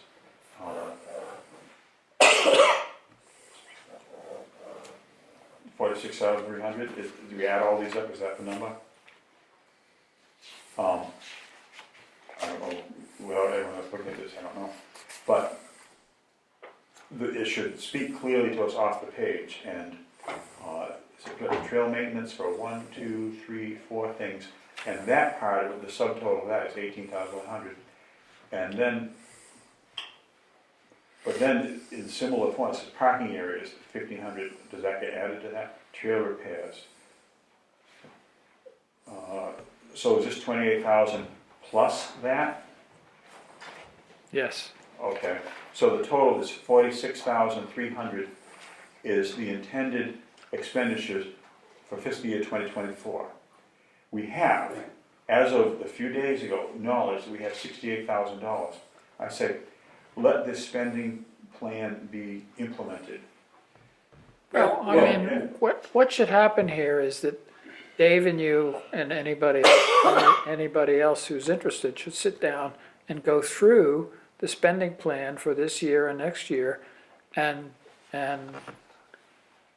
let the numbers fall out so that they total 68,000 plus the 30,000 that we want. Okay, so let's see. What would help for me is to know what has been expended and what is not. And it says on here that none of this has been extended to date. Nope. And that is precisely what I am trying to dig in my heels on right now, tonight, as we speak. This is the 2024 spending plan, which we're in the middle of. We have expended $156. We know what we wish to expend, what's projected. And only as of tonight do we know what we really have available to spend. So there's no barrier between us, there's no barrier to us moving these projects ahead. Well, Right in fiscal 2024. And if we were to spend this 46,000, that would leave 21,700. Unless we think up more things between now and the end of 2024, which we easily can. I mean, I know there are projects that have to do with a certain parcel down in Elstree where spending could happen out of this fund for that. So I'm going to say we would have very little trouble, in addition to these well thought out projects here, responsibly spending another $20,000 so that we would project with documentation how much we need that $30,000. Sorry it takes so long to get around to it, but Because if you don't do this, we're not gonna get more. we're not gonna get the money. right, people will sit there and they'll say, the selectmen, Ed and his colleagues will look to Lisa and they'll say, so what's in the fund now? And she'll go, $68,000. And they go, why would we approve it? Not only that, we won't give you more, but we'll take some back. Precisely. The next thing you know, the free cash will be up by $68,000 because they took it. So, I mean, I see things like Smith's, I know you guys alrety mentioned this, but are we talking about getting an updated one of these with, No, I'm talking about implementing what's in front of us right now. because I see Smith Manazowski's got nothing. Yeah. And I know we could spend money Oh, there. by the way, let's do this. What's in front of us right now? It says, special town meeting article if approved. It say, it was. Oh, maintenance and repairs, okay, I guess it's. That's not a spending plan, that's an income plan. And that brought us up to 40,000. And there's another More repair. 20,000 to be added in. But what I would like to see is an acknowledgement now of what Eric has said is available. However we build it into this spreadsheet here, let's just acknowledge what we have available. Now it says not if approved, this was approved. Well, I can tell you right now, that the kiosks are gonna cost in the vicinity of $30,000. We need about some 12 or 15,000 in Smith Nowazowski. We need about $5,000 for the parking lot at Sleeper. We already know where we can spend the money, we just have to do it. But can we put it in a sheet like this that maybe doesn't even have the 30,000 here, but has the 68 instead? We should, but to Dave's point, until tonight, until earlier today, We didn't know. Like 5 PM today, when I printed out the memos that Frank said were there as of the week after Christmas, just last week. I didn't know what we had. Right, well, Now we do. I didn't either, that's Yeah, why. none of us did. And you know what, let's all smile in unison, you know? Let's exactly. do this, you know? Let's go have a beer. Uh, So anyway, I've just enumerated a bunch of things that are gonna spend a big chunk of this $600,000. Did you Just give, have to have- did you give him this? Will to do it. Oh, yeah. You did, okay. We got it. Because that's brand new today. Okay. And let's move on to. Well, I know, because I wanted to get a vote on today, but the rest of no one's. Well, you know what, we had to do what we just did, because we didn't know what we had, and now we know what we have. So let's move on. Property management update, is that what you were just waiting, Frank? Or was that No, it's, this, another project? this was Dave's input for Okay. project. This is the kiosk. Yeah, this is new expenditures. I know it's a little bit difficult for me, but what, as Frank said, we made a good point. We just need to sit down, I would say periodically, and make sure that left hand, right hand, middle hand all know what we're doing on spending plan. And then we'll accelerate what we do, and we'll be prepared to defend our request. And I think we should vote, if that's what is required, to place that article, or to request the placement of that article. Did you think there was more than one article that we needed to put in? Or are you just floating the idea? What is it? More than the one article that we have in front of us for. No, I did not. I just didn't know about the other property with. Personally, I feel that we're doing so much in terms of projects in our hands right now, and some other things that maybe haven't come before us yet, but they will. That's all my head can handle. If we override something on the May schedule, we'll put it in for the October schedule. Yeah, no, so I think what we have is good. Yeah. And I agree with the number also. But Even it might change, but hopefully not. But my sincere and probably belated thanks to everyone for developing the spending plan. I would put big, bold letters like that. That's my style. I'm sorry to have a bizarre, eccentric style. So good for that. On our agenda for tonight's meeting, which we're starting to finish, warrant article, shall we have a motion and a second to place the request for $30,000 for the conservation fund? So moved. Second. Further discussion? Second, yeah. Third discussion? All in favor, please say aye. Aye. Opposed? Abstained? 400. The request is in process. And now, property management update. So mostly it's just printed out. There were a bunch of down trees down. Ed and I took them out of Rocky Run. Kevin Black took them out of Webster Billings. Okay. Somebody who we don't know who it is took the big one out of the access off McQuon into Kewanee. Oh, was it behind the gatehouse here? It was behind the gate off McQuon Street. Okay. Oh, yeah, I know, yeah. There was a big tree down there, went down, Ed told me about it, I went down to cut it off yesterday and it was gone. Somebody did it. Maybe highway did it. I don't know who did it. I went there today to get You it. did it? Did you do it? No, I went to get it today. No, I went I yesterday. did the one closer to the. But it was visible from the street, because I saw it, so No, probably not. no, this one wasn't. Yeah, it was broke down. Anyway, it's, somebody cut it. So you didn't cut it either? Wow. No, Frank I went today. I got another one today. I got a bag of trash out there. So anyway. All good, thank you. So, yeah, that's, the other thing that I don't know if anybody knows about, Christmas Eve, or the Thursday before Christmas, was this when it was, Frank? Thursday before Christmas? Way back before then? We got a call from Peter Bradford, Bickford. Bickford. Yes. He wanted a picture of the sign, You want to know where his sign the is? sleeper, commemorating Mr. Sleeper's demise. Hear about this? And his contribution. Yeah, there was supposed to be a sign there, and so Frank, I don't know what Frank said to him, but I guess it had something to do with we'll find it. What Frank said was, I think there's a sign, but we'll have to find We'll it. have to find it. And then I got a call from Frank saying, Can you find a sign? Can you find the sign? I know, Yeah. but this is what happened. Go ahead. So I went and looked for the sign that we never had made. And then I called Webster Billings to see if there's any possibility that Mr. Bickford could have the sign for his wife's Christmas gift. And so this is the sign we gave. So this is the proof. No, that's the it. picture of the sign. That's the sign. They made a sign. Dave like ran around like a chicken Well- with his head cut off and somehow found it's made a sign. He has that as sign. And he was pleased with it. He's thrilled with it. He came over to my house to pick it up. He was beside himself. He was so happy. This is, job well done, thank you, all around. And this is very nice. Dave did it, I didn't do anything. So Did they hang it up? between Thursday at 3 o'clock and Friday at 10 a.m., we found the sign. So by the time between the time you asked for the sign and had the sign in hand was about 24 hours. Less.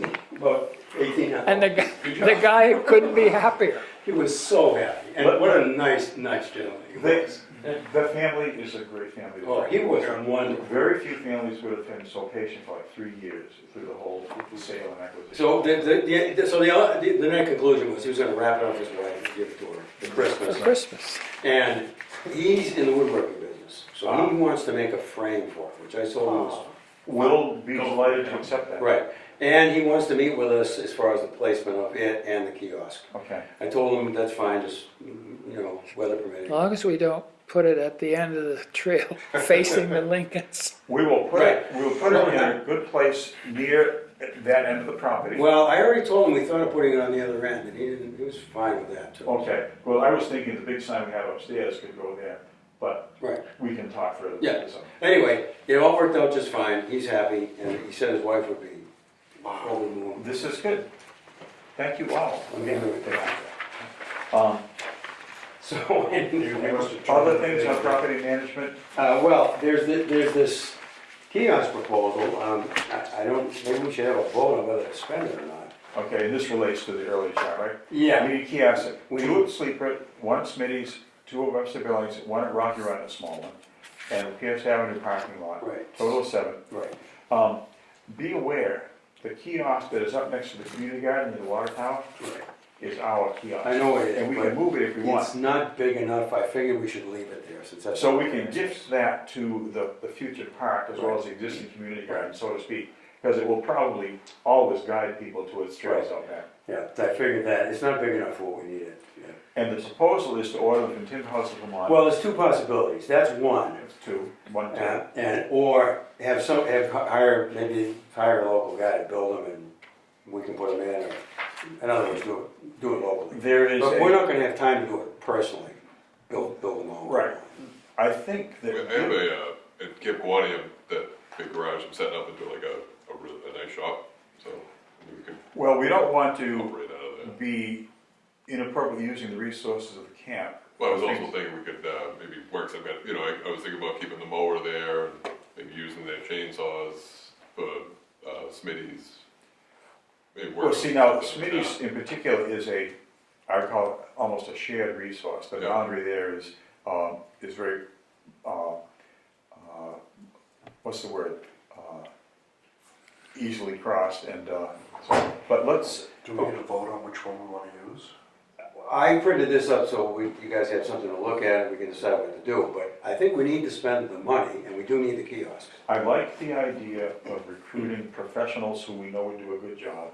Yeah, that's what I was With leaning minimal, with not demanding too much of ourselves to oversee. I mean, if someone was hired, had never done work for us before, Well, I didn't call him because I wanted to get input at the meeting tonight. The gentleman that was doing the carpentry at the Bonnie House would be the first person I'd call oh, to see if he wants to do it. We okay. already know his work. He's already done work for the Bonnie House. Well, it seems like these prices are very similar. Yeah, well, right. And it's a matter of, do we buy locally or do we buy from Vermont? Well, And are there any man hours for us in Installation? For kits, assembly In of kits. proposal 2, there's not. no, well, no. The contractor that No. builds them in. If we get some volunteers who want to put a couple of kiosks in, we'll save a few So bucks. installation is probably gonna be the same for each. Right. It would be the But that's what I'm wondering. You mentioned the installation on proposal 1, but not on proposal That's 2. because I'm looking to hire some local guy to build them in and install Yeah, that's what I mean. So it could be, even though the same price, there's fewer hours required on us. Well, there's no required hours on us either way, except for Lou's. Unless we wanna do this. Well, we can still hire a local guy to install it, that's a choice to make. Yep. The point is, it's gonna cost about roughly this much. It shouldn't cost more than this. And does it need to go out to bid at that price? Well, not if we do it One at a version time. 2. Definitely doesn't version 2. We could avoid it on version 1 if we split it. Split the orders. Right. I mean, I like version 2 just because, like you said, it's getting professional. Version 2, if we hired a local guy, we could get the lumber. Yeah. Then he could do the work and then build. I like the idea of version 2, and I like the idea of, say, organizing it property by property, I also have a blueprint for it. so that So, you actually have,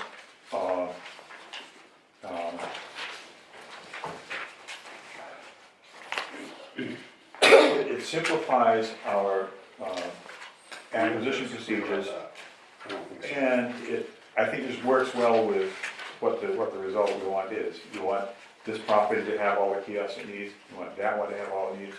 So whatever way we need to divide those seven up to make it feasible. So I have the blueprint for the Appalachian Mountain Club, so I figured we So just use follow that. this.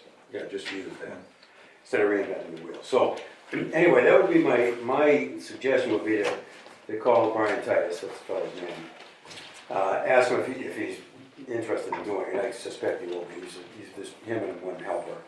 And he's a good carpenter. And basically hire him to build them and install them too if he wants to. Or if not him, whatever, someone else. What if we were to say, one project is for the two things for Sleeper, another project is for the Smitty's and Webster buildings, and the third project is for the Rocky Run and Pierce Avenue? Here's a, It's here's a a close-up. typo, is that okay? That's better. Kiosk. The chair would invite a motion to initiate proposal 2 for the acquisition of these kiosks. So, Second. And to further, that includes the designation of our kiosk project manager, one Mr. Mansfield, to coordinate such. all right, I'll call. Motion's been made and seconded. In discussion that we didn't have already. If not, move to the, all in favor, please say aye. Aye. Opposed? Abstained. All right, so I'll call Brian, I already know him, if he wants to do it. Is Brian's name again? Titus. Okay. What is it? He's from Hanson. Huh? What is it? Titus, T-I-T-U-S. I knew a Carl Titus. Yeah, it's his dad. Okay, so- He worked as a semi-pro football in Randolph, Florida. Okay, my son didn't know that. Anyway, So the other thing I have that's related to this is, we need a sign that says what the rules and regulations are. And I stole this between Hingham and Duxbury's. their formats. Yeah, these are their regulations, basically, I just condensed it slightly. Duxbury's have pictures of it. Because we need to get these printed and put on the kiosks.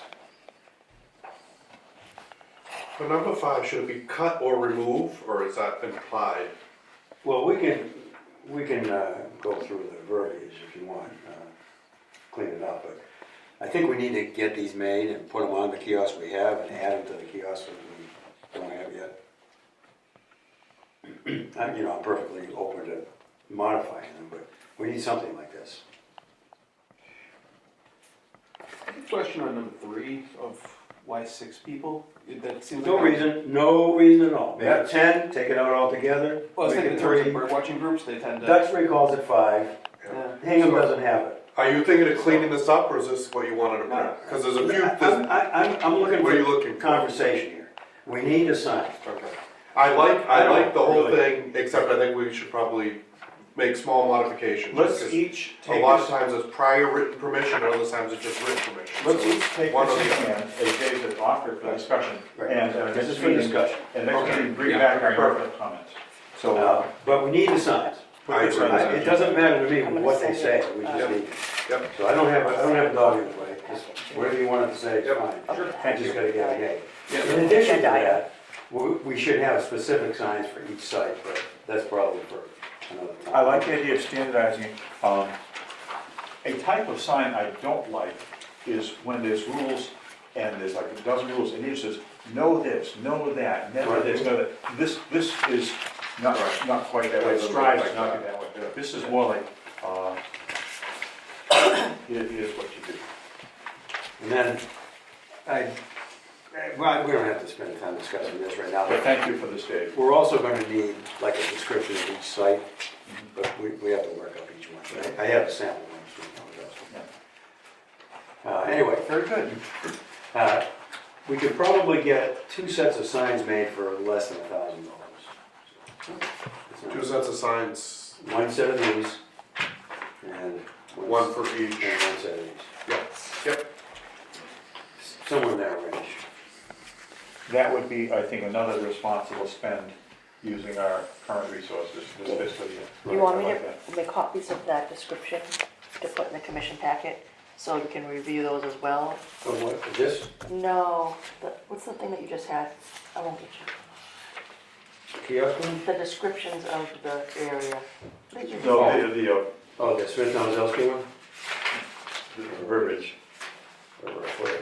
The, As soon as I find it again. it's black and white. I think it's behind that. No? I thought I saw it. There you go. Yeah. Do you want me to copy that? Not the Webster, but the, Well, this is, you can have the Webster one too, that's where I get the numbers from. okay. You can have them both. I can copy that and I'll add it to the packets for In everyone to other words, review. it's a concise summary of what property are you arriving at. Okay. Yeah, right. Just a few short sentences Okay. that Yeah, way. it's. So I'll make copies of that for everyone to review too, Yeah. along with the kiosk. Yeah, Okay. All set for management? yeah. Next thing, Spark acquisition, nothing new, just things boiling in the back burner, so we'll pass right along for that. And lastly, we have some invoices to sign, right? Yep. And I have I one. did read with great interest, the post-action report from the Phragmites cleanup. Oh, yeah. Good, Sounded good. sounded good, yeah. So, I'll wait for you to hand the thing. Lana, did we get a bill from Bill on the mowing? Yesterday. Oh, okay. It was kind of in a letter format, but I went down to Gina, she said it's fine. Okay. As long as it says invoice and the information. I just have to wait for the PO to get approved by Lisa, and then I can put it on for next meeting. Yeah. Good. Yeah. Sounds like a responsible way to go. Phil, I do have one other item. Oh, please, go ahead. I met with Green Hanson earlier today, and discussed with it, and we actually have the document, we've started collecting signatures on it. What the outcome of that was, the only thing that they would be interested in, since we decided to go with the citizen petition, would be if the Conservation Commission would just vote to, more or less just moral support. Endorse. Just to say, to endorse this, so that when the moderator reads it, it can say Green Hanson in conjunction with the Conservation Commission, support this bill, or support this, whatever you want to call it. So it would be to prohibit the sale of nip bottles in Hanson, or plastic Yep. nip bottles in Hanson? In fact, here's What- the what- exact one if you care to sign it. Well, I just care to read it, right? Yeah, that's that.